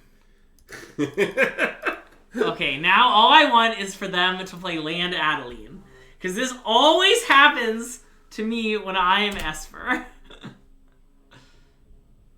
Wait, what always happens to me is what? They kill spell, and they get to cut down the Adeline. Okay, so I think we should know Val Soul Transfer, right? We don't need to get Val. Val is overrated, I think. It's sad we don't get the recursion. How quickly Andrew comes around. I think of the system... If you had to rank the system magic hosts as to how quickly we generally come around, I think I am above Andrew. Yeah, that's true. Greg does... in fact, one of Greg's more common phrases on the stream is, I was convinced immediately. Yeah. Alright, Sheoldred go. Yeah. It's awkward they get to eat X-String. I mean, look, Glissa Sunseeker lines up pretty nicely against our deck, if I'm being honest. Yeah. I don't think the Sunseeker is good, and I'm not sure that should concern us. Sure. But, it's true. Whoa. I mean, that's sweet. That is sweet. First of all. Yeah, Sun Slayer. Yeah, the Sunseeker's the non-pressing one. What's the other? There's another one, right? This is the third Glissa? Oh, we should have blocked. That's true. We just took lost 3 life. Oh. Ben White is absolutely right. Sorry. It's fine. Alright. I told you I'm very randomly tired today. Swiss Spear cut down? Yeah. I think the question here is, should we play Bloodcleave Cliffs, right? Because there is a good reason to. Yeah. Which is Bloodthirsty Adversary, right? Yeah. And we have a go for the third in there. I think I want to do it. Yeah.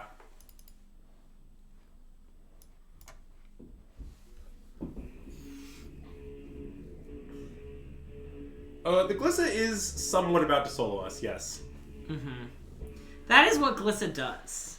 I mean, usually what Glissa does is die, if I'm being honest, but her alternate mode is you die. We can concede I'm good. Okay, nice. They have 4 cards and they're all spells because we haven't played any lands, so...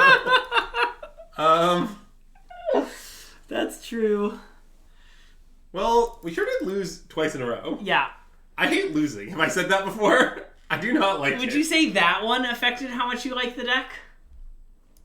Well, I think it's kind of interesting. It is true that in wake of everyone putting a bunch of cutdowns in your deck, moving to 3/3s is logical. Yeah.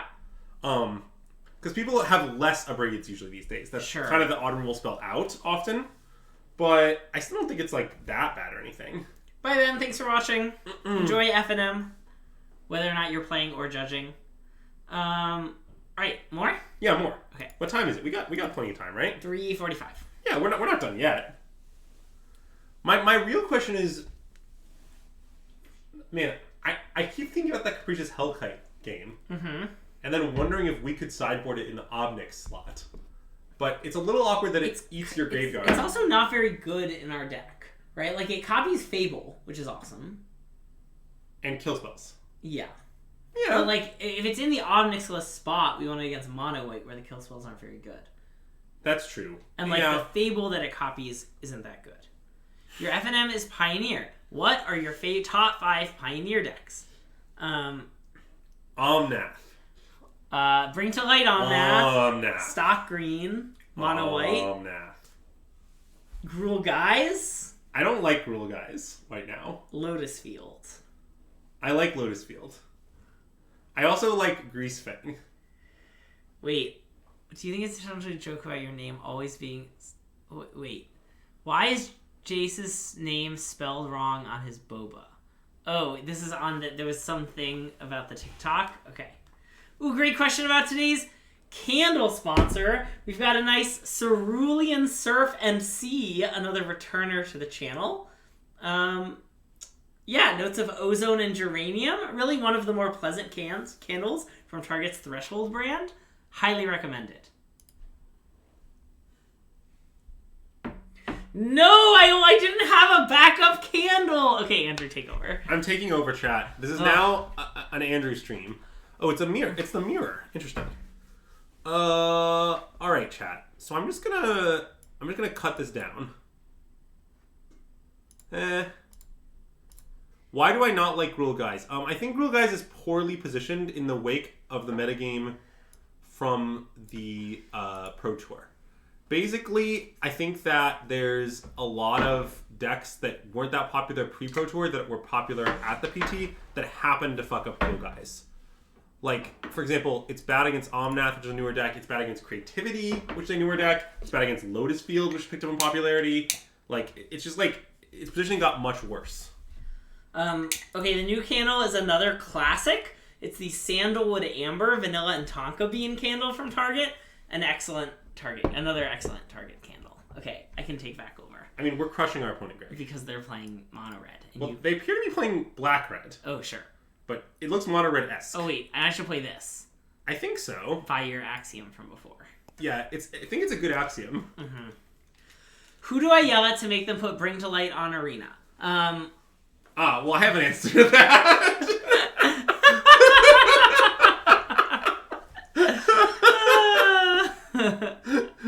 The answer is Ben White. The answer is Ben White. Because he said he had an answer and then did not answer. So I want to discard Swift Spear Sulfur Springs. It could be land. I want to land, though. Yeah. Okay, Swift Spear Sulfur Springs. To be clear, yelling at Ben Whites won't have any impact on your problem, but it does accomplish my side goal of causing Ben Whites to be yelled at. So, you know. Okay, so play this. Yeah. And then is there any reason to main phase the Go for the Throat? I don't think so. Like, if they play another Raiju, they might target... Gotta wait for us to bring back the very popular BFC limited format in BFC. Okay, I hear what you're saying. I liked the BFC limited format. Wait, Greg, I have an objection. What? I'm not sure you did. I was there when this format was the main one. Okay, I just played it a lot. Yeah, I would say you played a lot and won a decent amount, but I'm not sure you liked it. Okay, everything is dying. This is dying, this is dying, this is dying. There's a lot of cards moved from various zones to the graveyard. Yeah, but the squeeze is now kind of an issue. Yeah. And we're kind of out of gas. Well, I mean, they can only bring it back once, and we'll just go for the third it. Yeah, okay, Swamp Go. Alternatively... Oh, you don't play Nothing Go? Nothing Go. Okay, that's reasonable. Yeah, because I guess we have the 5th line lined up if... Ooh, it's also Knight. That's nice. I'm pretty scared of 2/2 Phoenix Chick, though. It's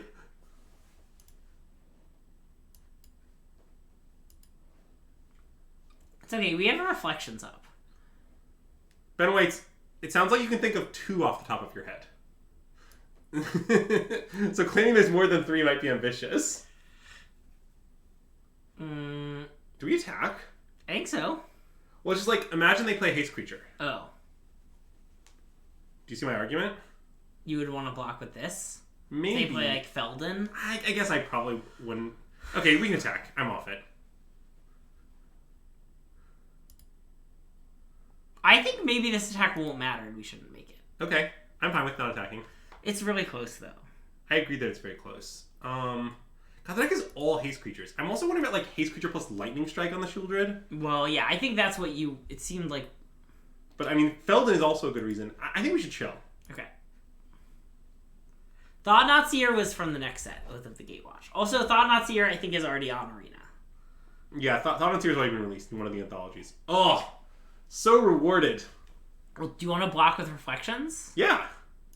Because if we block with Sheoldred, they look at 4 cards. Oh, right. Okay.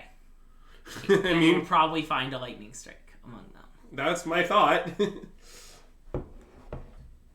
Okay, so next turn they're casting Squee, apparently. Okay, well, let's cast a Graveyard guy. And eat the other Squee, perhaps? Yeah. Nom nom. Oh, it's 2, it's 2, it's 2. Wow!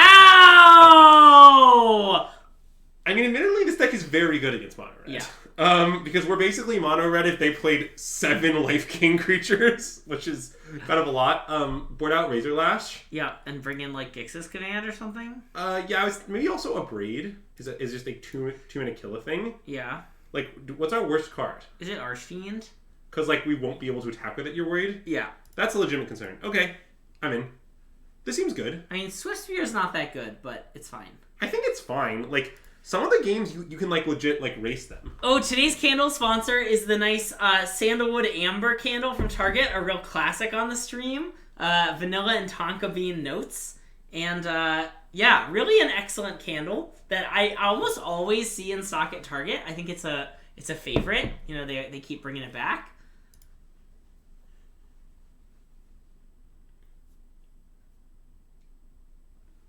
I mean, 4th? Ooh. Interesting. I mean, I think we should play Kumano. That's what I want to do. Okay. Gotta get that candle sponsorship. Well, we're unofficially sponsored by the discount candle section at Target. If anyone knows anyone from Target, I have interest in their contact information. Okay, so we just play Blooded Harvester? Yeah. Nothing wrong with a nice 4-3 on D. We can block Swift Spear with relative impunity. And I mean, I guess they could, like, strike it and his for 4, but that's not that bad. Yeah. Yeah, I love this block. Do your worst. Are they gonna Blazing Okay. I didn't expect that, I admit. That wasn't the outcome I was prepared for. I mean, I kind of want to kill Felden and deny them the card draw. Is that insane? I don't think it's insane. Even though this is big? And then just play Fable? Yeah. Okay. I mean, are we just, like, completely crushing them after we do that? I don't know. Like, I think it's tough because all lines win. Yeah. But... And then I want to no attack with Etchings. Okay, let's attack with Etchings. I like attacking. Okay. Let me... are you ready for my argument? It's Is it that afterwards they're going to have 2 less life points? Yeah, that's my argument, alright.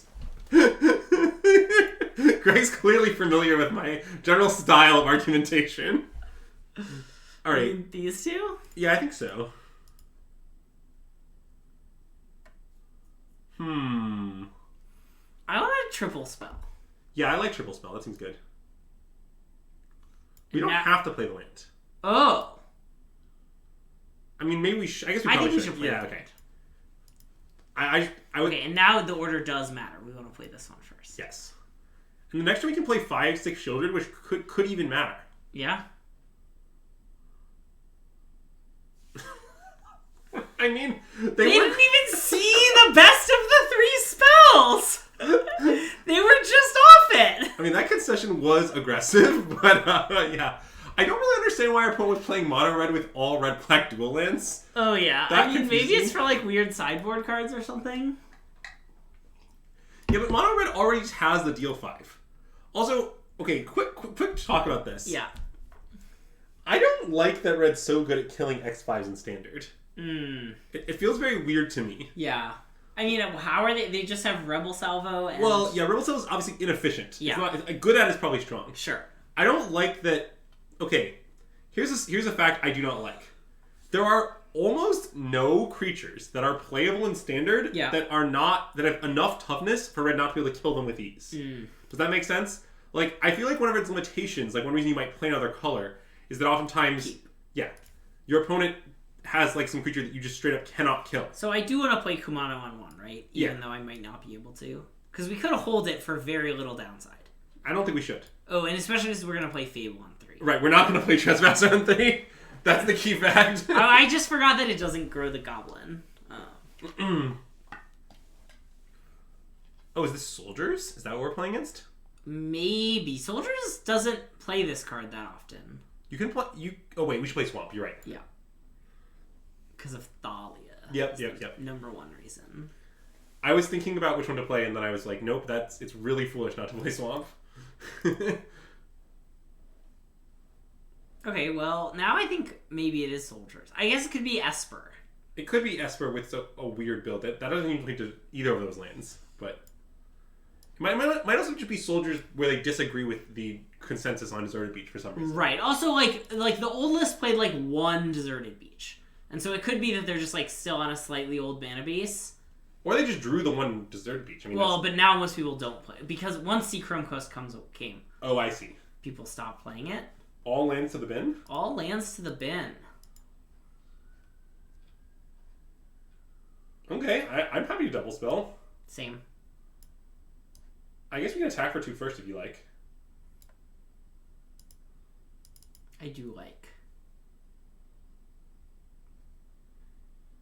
So the best part about Graveyard Trespasser here is that because it's already day, we won't be adding a day-night tracker to the game. That's some Val right there. That is some Val. Looking at that Etching's anti-synergy, though. Yeah, that's true. Okay, I think it's Soldiers. Oh yeah, it's definitely Soldiers. Another thing I was wondering about with the Soldiers discussion is, okay, so there's... I guess, like, we can think about our turn first. I kind of just want to play Graveyard Guy. For mana efficiency reasons? Yeah, and the idea that I want to, like, hide that we're doing this. Yeah, I like that. Okay.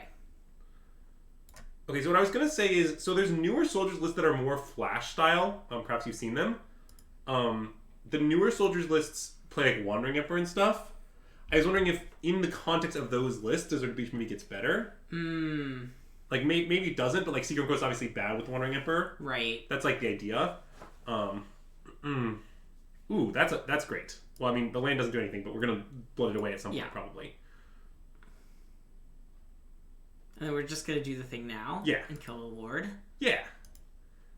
And then we can attack and exile the Lord, too, although I don't know if we should do that. I think I want to. Because they can just trade for the Graveyard Guy is the issue with it. Right? I think I'm okay with them trading someone for a Graveyard Guy. Okay, but I want to attack with exactly 1 Graveyard Guy in this. Yep. And also, should we loot away our land main phase also? Well, I guess it doesn't matter because, like, I guess if we found another land, would we play it? That's what I was thinking. Maybe we just wouldn't. I don't think we would. Okay, then let's attack. Or to quote the Corsair, as I often do, let us attack.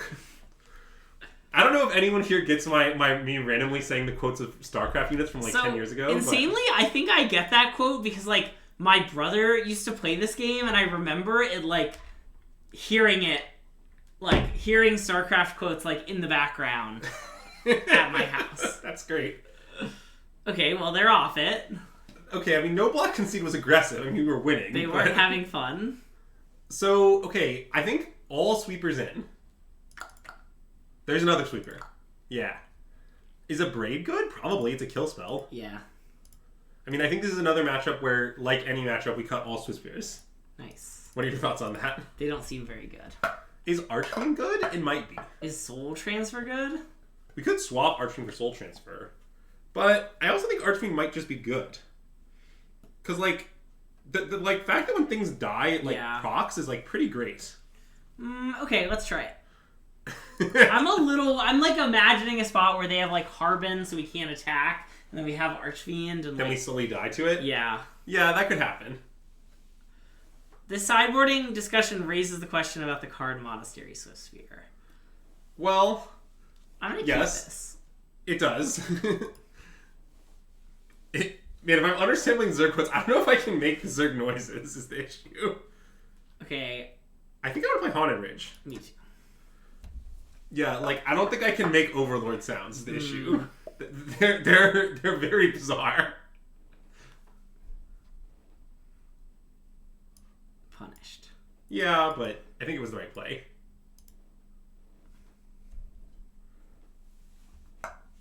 And then, I mean, at some point, we'll probably sweep, but we can also, like, Harvester the Thali in the meantime. Yep. Okay, so they have Protect and Negotiators here. Oh, okay. That's what they have. But I guess if we just kill Thali and play Kumano, they can't counter that. So, wait. We could play this with the idea that if they Protect the Negotiators, it's just a 1-for-1. They don't get a soldier. Why don't they get a soldier? Because they have Thalia in play. Oh. Oh, that's pretty reasonable. I'm in. Okay. They also could have the Zephyr guy, I suppose, but I mean, I'm fine with them having that. Yeah. I guess Zephyr guy is a reason maybe we might not want to. So now I think I do want to do this. Okay, so if they have Zephyr guy to save it, is what I was talking about. Yeah, right. Okay, we can attack. I want to attack. Okay. Clarm, I definitely think not playing Swiftspear is plausible in this deck, that like the good 1-drop is Kumano and you just only play that and no other 1-drops. But I will also say it's not like we're boarding it out for the same cards in all matchups. Yeah. So like it's not as straightforward as like, okay, well if you always board it out, you should cut it. It's like, well, we cut it for different things every time. Like it's possible there isn't a better main deck card.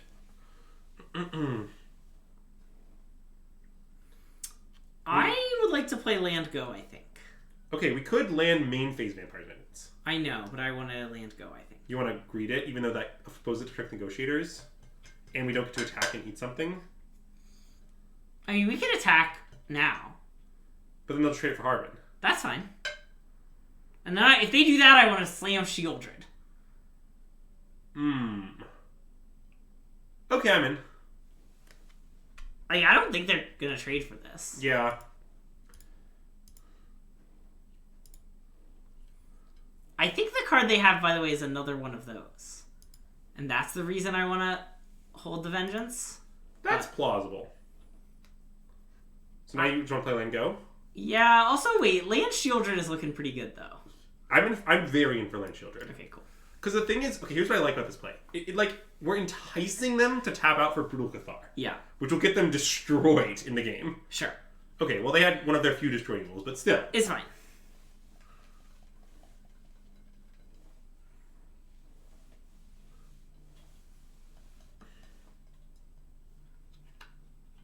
What's in our bin? Nothing. Well, no spells. Okay, now I think we should Vampire's Vengeance because we can also flash it back at some point. Yeah.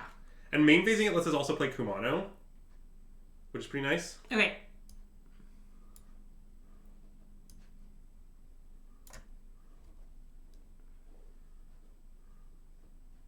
Well, I guess we should attack first. Shit. Why? Because if they play the guy that makes a 1/1, now they can trade it for our Trespasser. But whatever, they didn't have it. Never punished.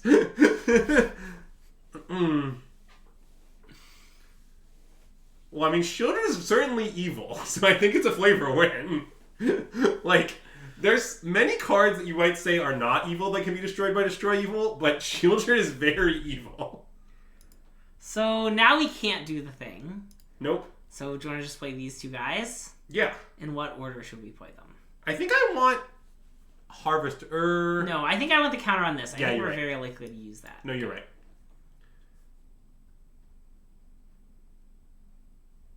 And then we can attack with our favorite guy. True. I don't know if there's anything in the bin, though. There's Destroy Evil. Now there's nothing in the bin.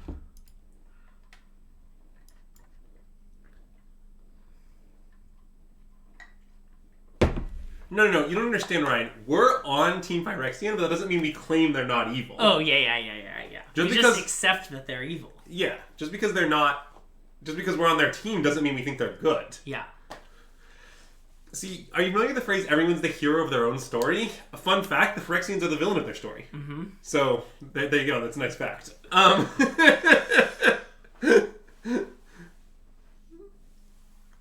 Alright, do you want to kill Skystrike Officer?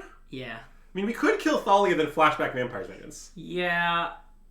But notably, that would kill our etching, which is a little awk. Yeah, I think I just want to kill the Skystrike Officer. It seems like after we do that, we're just kind of crushing them. Yeah. So... Like, we can attack with both Graveyard guys, and I guess we can't attack with both of them? It's a little awkward, I guess, actually. yeah, we can't attack with the 3/3/1. I like that they can't really draw a card here, though. Wait, what if we say go? Ooh, do you want to attack for 4 first? Well, if we attack for 4, they can trade Valiant Veteran and the 2/2 for it. Right? That seems good to me. And then they can untap and use Valiant Veteran? I guess that's fine. Exactly their Thalia? Yeah. Okay. It's just that passing makes it night, is the point of it. Well, I'm aware. And then, like, next turn we attack with both of them. And it's, like, really... Well, what if we attack with this and then pass? Yeah. That's reasonable. Okay, I'm in.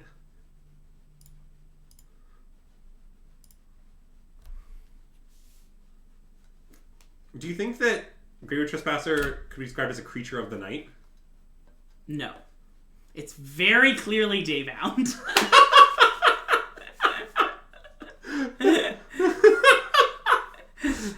So, Greg, would you say that when Graveyard Trespasser goes trespassing, does that imply that it's day? Yes! Oh, wait. Sorry. That entire discussion was silly. Their guy gets exiled. Their guy gets exiled. We have etching of Kumano. Oh, so we don't have to worry about this. Yeah, because I was worried about them, like, flashing in the thing and then using the Valiant Veteran or something. Oh, okay. And then, like, us being really sad we made this attack. Okay. But none of that is possible. I can... okay, let's see go. The art is kind of whack. Yeah, during the day, Graveyard Trespasser is good. Yeah. That's definitely true. It's daybound and good. And then at night, it's evil and nightbound.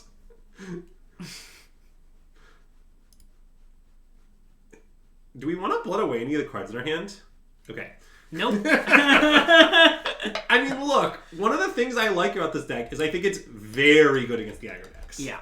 Like, if you play anti-aggro Grixis or whatever, I think you're somewhat good against the aggro decks, and this deck is basically just better against all of them. Yeah. Alright. I would like to play one more match. That's what I was thinking too. Nice. Precisely one more. Exactly one. No more than one. Win, lose, or draw. I guess if we get drawed by the algorithm. What if this is when we face Ninja Kunai Bug? If we face Ninja Kunai Bug on this one, then we have to switch to Moto and play another one. And not play no more matches. Because we said exactly one. I like the idea that we switch to Moto and we just don't play. We, like, open it up and then we just end the stream. That's nice. Oh, I guess the other note about Mono Shift Whisper, by the way, is we do leave all of them in against Mono White. Okay. Because, like, your plan against Mono White with this build is that you're trying to just go under them, which Grixis is incapable of doing. And that's how you're trying to make up for the lack of counter spells. So, yeah. Also, another really important thing about Monastery Swift Spear is you can call it T-Swift, and that's fun. Oh, Max McVitie has exclusive referred to this card as T-Swift for the last, like, 5 years. And he's cast it many, many, many times in those 5 years. That is accurate. So, what land should we play? Swamp. Yeah, okay. Swamp, Fable, attack. Look at that prowess trigger. So, like any Fable mirror, the most important card by far is Fable. And one of the nice things about Whisper, actually, is that... Okay, this is going to sound weird, but bear with me. Having shitty creatures around is kind of good against Invoke. Land? I like land, yeah. Oh, Well, now I'm happy to just fire off both our spells because we have the adversary go throw it back for a Sheoldred. Yep.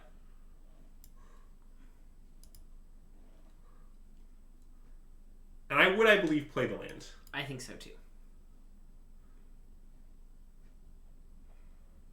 Because the thing is, like, our opponent is just dying right now, right? Like, next turn, first of all, that Bloodthirsty Adversary that comes with a kill spell is also a 4/4. Yeah.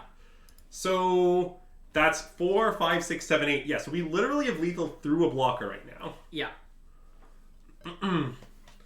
That's actually confusing. T-Switch happens in the name of a musical artist. Wait, really? Azax, could you explain it? I don't know who you're referring to. Would you mind posting the complete lyrics to one or two of her songs in the chat?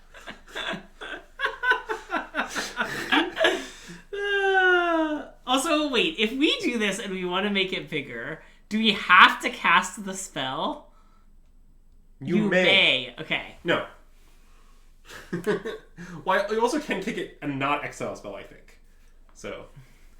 Whenever you play this, put that many, then exile up to that many. Okay. Friend of the stream, T Swift. Well, yeah, I would say yes. But not quite like friend of the stream, Olivia Rodrigo. Ooh. Okay. I mean, I think we're going to beat that, but it is a cool play. Yeah. Yeah, I would I would make the adversary play. Yeah. I mean, wait, aren't they? They're dead to it. Oh no, this doesn't. They're not dead to it, but it's very good.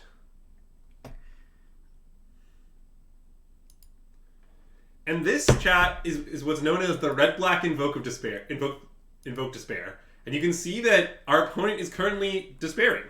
And hey, 3D Win 420, welcome to the stream and thanks for the follow. Like, if they play Sheoldred here, they're likely still dead, right? Like, I think it's R. I think so. Because they play Sheoldred. We have 3 attackers. Okay, well.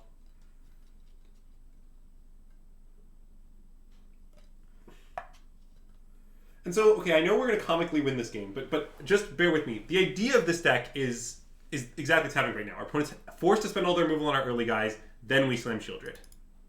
Right? Yeah. So, like, even if our opponent was alive here, it's not clear they just have one of their kill spell back for Sheoldred. It's hard for them to play the game in that sort of way. Right. And then we also get them in the boarding process because now our opponent doesn't know that we're doing this, like, mid-range transformation thing. Yeah. So, like, they have to board as though we're staying aggro, and then we're just, like, secretly boarding into a mirror, kind of. It like, makes a lot of sense. It's all that? A braid 2. And cut all the ones. Wait, I feel like... Wait, something's wrong here. I feel like we're... No, you cut downs 2 for some duresses. Oh, right. I think...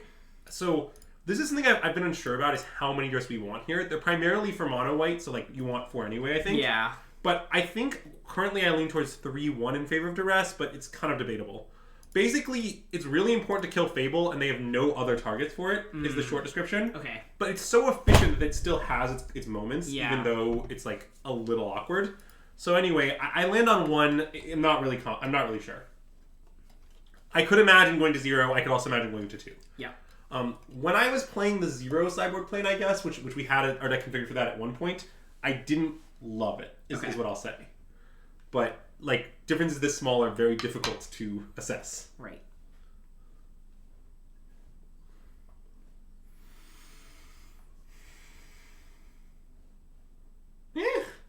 Fine. Not a great hand, but... Ooh, it just got better. Much better. Yeah. I mean, look, one of the nice things about this deck is you definitely win some games against Grixis because you drew more Fables than they did, and that's still a really important variable. Okay, they're cutting it down. That's fine. It's been cut down. The question is what we do if we don't draw land next turn.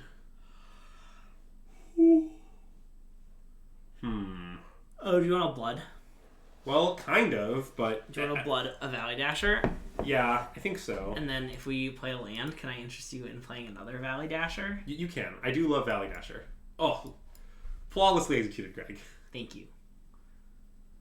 I mean, the biggest thing I don't like about the current game state is that we're losing. Because they have more Fables in play than we do? Yeah. They have a decisive 1-0 Fable advantage.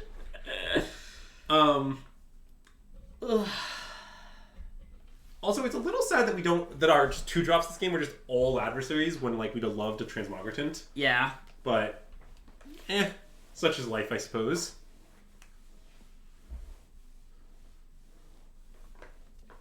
I want to say that I love the card Razorlash Transmogritant. Would you say you'd like the 4th one back? We had 4 at one point. No. I like its design. Oh, I see. I also like its design. I think the all or nothing nature of it actually works pretty well. Okay, what do we do here? Just Fable and Sheoldred and hope? I think so. Okay, I like it. My favorite part is the part where we hope. My favorite part was the part where we slammed Sheoldred. Crazy choice of favorite part, Greg.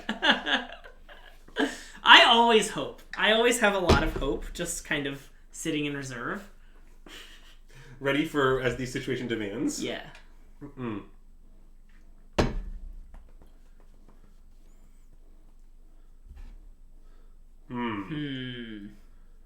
Well, that's very bad for us, because now they've played more Fables than we have.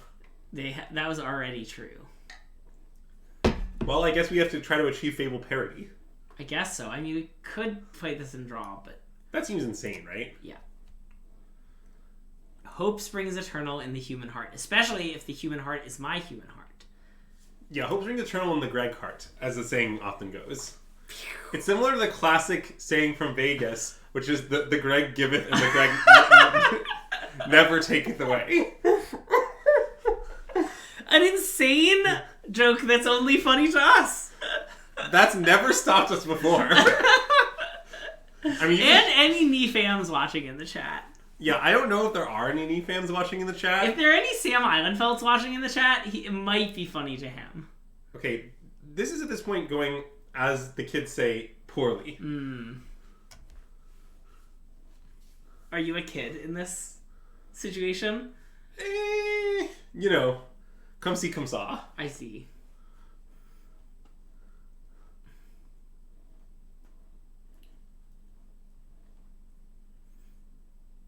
All right. I mean, I'd play Fable. One good Fabling deserves another. Now we're back to even in the most important metric.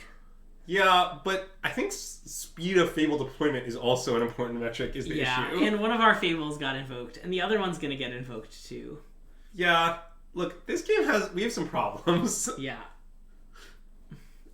But you know what those problems aren't? Having enough hope. That is true. Well predicted. They always have more invokes. Okay, I'm going to concede now. Yeah, that's reasonable. I like the concession, I think.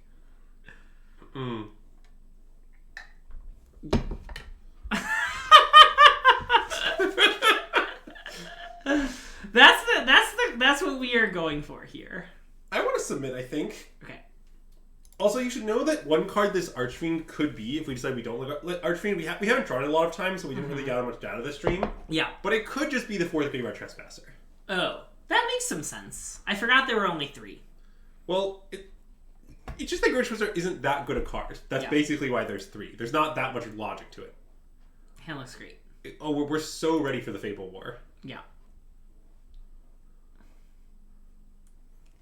They apparently mulled to 5, so that does not bode well for everyone. And hey, Lithio and Game, welcome to the stream, and thank you so much for the follow. Definitely getting some good follows on this particular stream. I feel like Friday streams just generally go well because people are like off working. Oh yeah. Which, to be clear, as a former employed person, I relate to greatly. Yeah. I'm often off working, just any day. So I mean, we're working right now, though. In a sense. In a sense. Oh yeah, get him, Valley Dasher. I don't know why I started calling this card Valley Dasher. Wait, I do want to play that. Yeah. Right? Okay. Yeah. When we have only 1, I think there was an argument for not playing it. When we have 2, I think you're just slamming it. Get those stream dollars. Hi, how it's going? Things are going pretty good. We're playing our last game of the stream. Okay, so now I'm afraid of the counterspell to some extent. Okay. They did mull to 5. You don't care? I think I don't care. Okay. It's reasonable not care. We could just play Harvester, though. Harvester's pretty good. Well, it's very mana efficient to play Fable. Yeah. Okay, let's play Fable and attack. I'm in. Well, I guess we should attack first, maybe, but whatever. Easy. Well, it's because I hoped. No, I think it's the right play, is just to make him have it. Yeah. Because they don't have that many of the I think if they had not mulliganed to 5, I would have played this. Okay. Okay, that's not great. Well, I kind of want to discard those cliffs because we can't... I think I'm pretty in for Cliff's adversary. Okay, that's what I'm going to do too.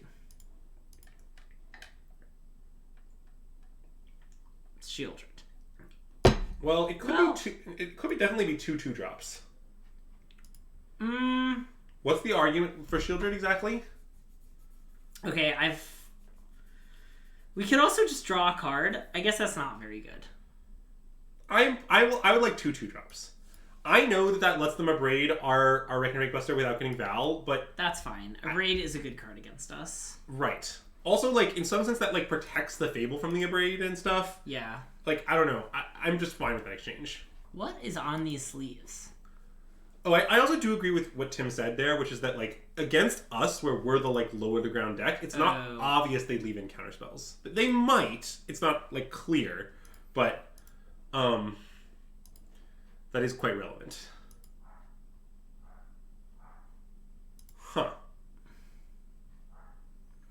Well, I like duressing to try and protect this combo. Very awkward. Okay, let's just play Sheoldred. I think we just play Sheoldred because we're, like, overwhelming them with threats. Yeah. Because, like, basically our opponent has to worry about this, like, machine gun and the Sheoldred, and, like, I don't know, the machine gun will eventually take out their Sheoldred. Yeah. I understand that, like... We also could use it next turn to take out Sheoldred with the cut down. Oh, in fact, we probably will do that if they just kill Sheoldred. We don't want to do that because we want to copy our Harvester and do it that way next turn. Yeah. But yes, it is true that Harvester plus cut down can take out Sheoldred. Yeah.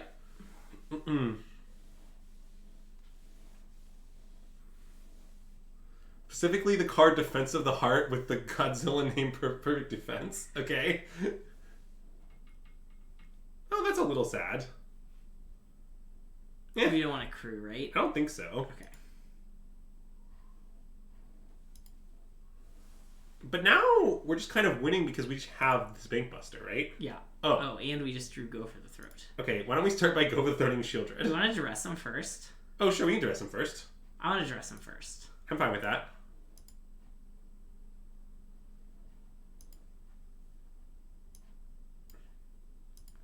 It means not using Bank Buster, but I think that's just fine. Yeah.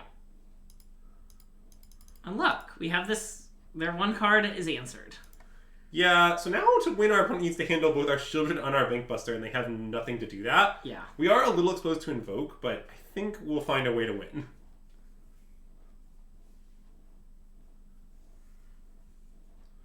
I would respond to the blood by killing it to send a message. What do you think of that? Just because you said that, I'm not going to do it. I'm going to keep that message nice to myself. Wow. Savage. Secret message. Secret message. Secret message. Okay, I'll stop. I love secret tunnel references. You don't need to stop on my account. Yeah, I'm really stopping on my own account, as it were. Through the darkness, secret, secret, secret, secret message. Uh-oh. And then I kind of forget the words a bit, and then it goes, and die. Draw? Yeah. Ooh. That and Blood Away the Swamp? Yeah. I guess we should not Blood Away the Swamp main phase, probably. Yeah. Well, I guess if we drew a land and replay it, maybe we would. I don't think we would, and what if they, like, play something scary? Yeah, okay. We can pass. I want to wait.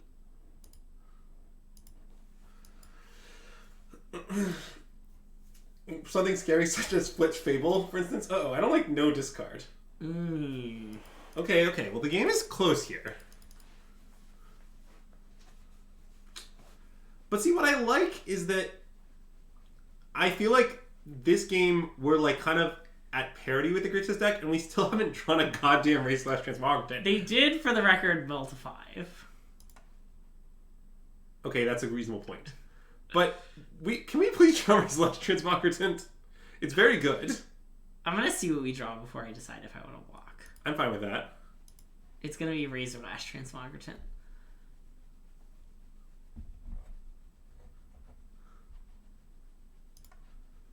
I think I want to block. Yeah.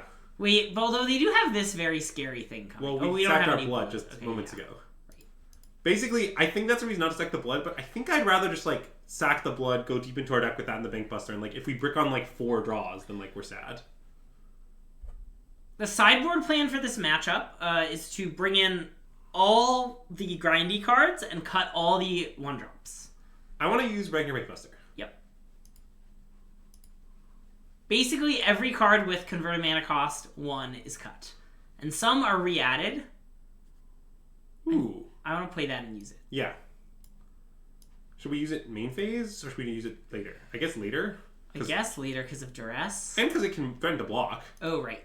No, I mean, whether or not we'd actually do that is unclear. But right, because that is denying us a card. Yeah, but maybe it will cause our opponent not to attack. Yeah. I think it's weird that this makes a treasure. Greg, what do they have in banks? I legitimately didn't get that. It has to make a treasure. I believe all other aspects of the card are debatable, except making a treasure. Yeah, I mean, I think we just let it happen, probably. Also, wait, can you ask me that question again so I can say the better answer? Okay. What is found in banks? Pilots! Alright, well played. Uh-oh. Alright, well, let's draw.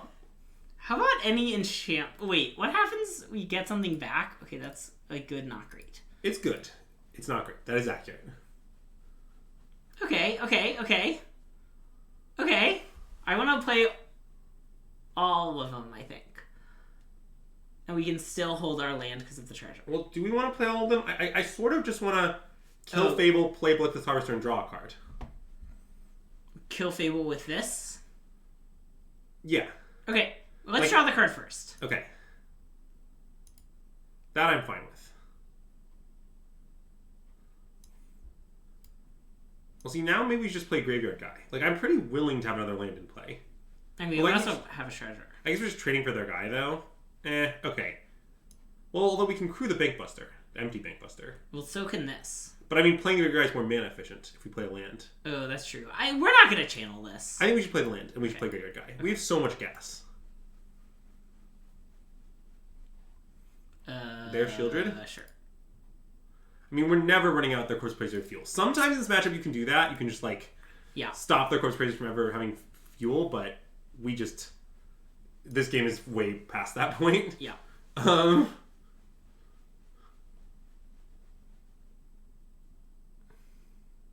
Alright, well, it's anyone's game.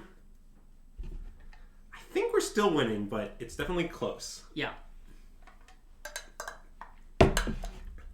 And I'm very down to crew this Bank Buster if they attack. If they want to, like, abrade it, that's fine. An important fact about Bank Buster in these red-black mirrors is there's actually almost never a reason not to crew it to block, because the only kill spell that kills it in that scenario kills it anyway. Right. So it's just, like, you usually just do it. Like, there's no real concept of finishing it off. Right. I guess another reason is, like, the sweeper can finish it off sometimes, but again, they can just sweep artifacts a lot of the time. So... that just works? Wait, what is happening? They just didn't see it? Alright, well, we take those. Okay, I assume this does something good. So we can destroy their... we can destroy whichever of their things we want and regrowth 2 creatures. Or you can put 2/1 counters on our guy and regrowth 2 creatures. And maybe they're both Bloodthirsty Adversary? I mean, that seems pretty good, doesn't it? Yeah.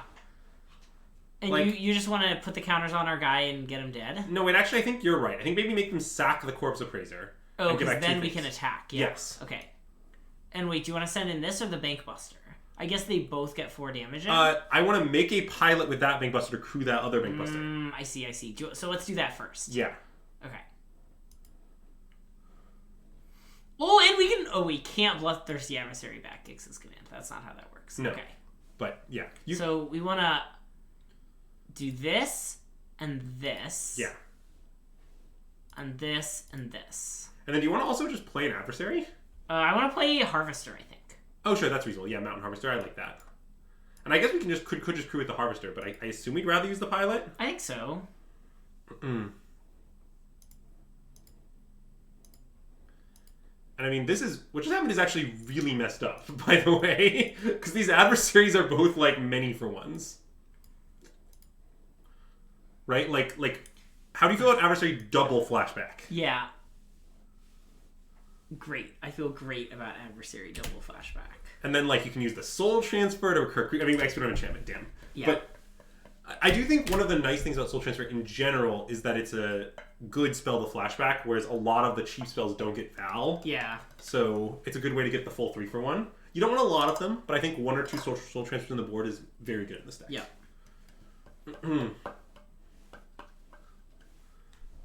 I admit that we had to fight pretty hard this game given they multiply, but also we drew like 4 lands in a row and they hit some pretty nice top decks in a row, so like... Yes, I think that the luck distribution in this game is actually pretty close. Yeah, and they threw away a random 3/3 for no reason. That wasn't a great play by them. I think we would still be winning if they hadn't done that, but I agree that was pretty bad. You didn't catch the secret tunnel reference? Ugh. Also, it's always time to watch Avatar: The Last Airbender again. I mean, isn't Avatar: The Last Airbender famously like Greg's favorite show? Yes. Okay, how would you say it compares to Ted Lasso? Remember when we were talking about Ted Lasso and I said this is easily one of my top 3 favorite shows? Uh-huh. You want to know why I didn't say my favorite show? Because you knew the other 2? Well, I don't know the other 2. I just know that ATLA is one of them. Alright. That plays. I like the idea that you just had all 3 in mind. Yeah, that would have been better for sure. Okay, So, do we have a spell that... We can flashback Duress. Duress and Cut Down? Yeah, or I guess we could just Cut Down. I think we should Duress and Cut Down. Okay, that's fine with me. So we need to pay 6 mana? Yep.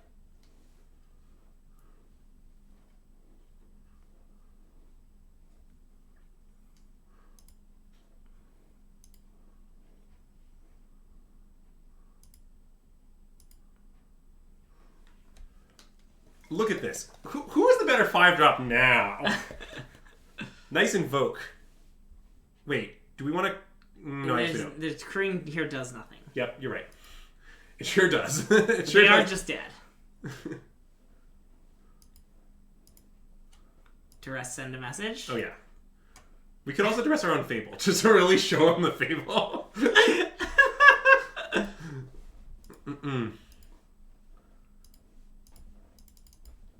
We can still show them the Fable by blooding it away.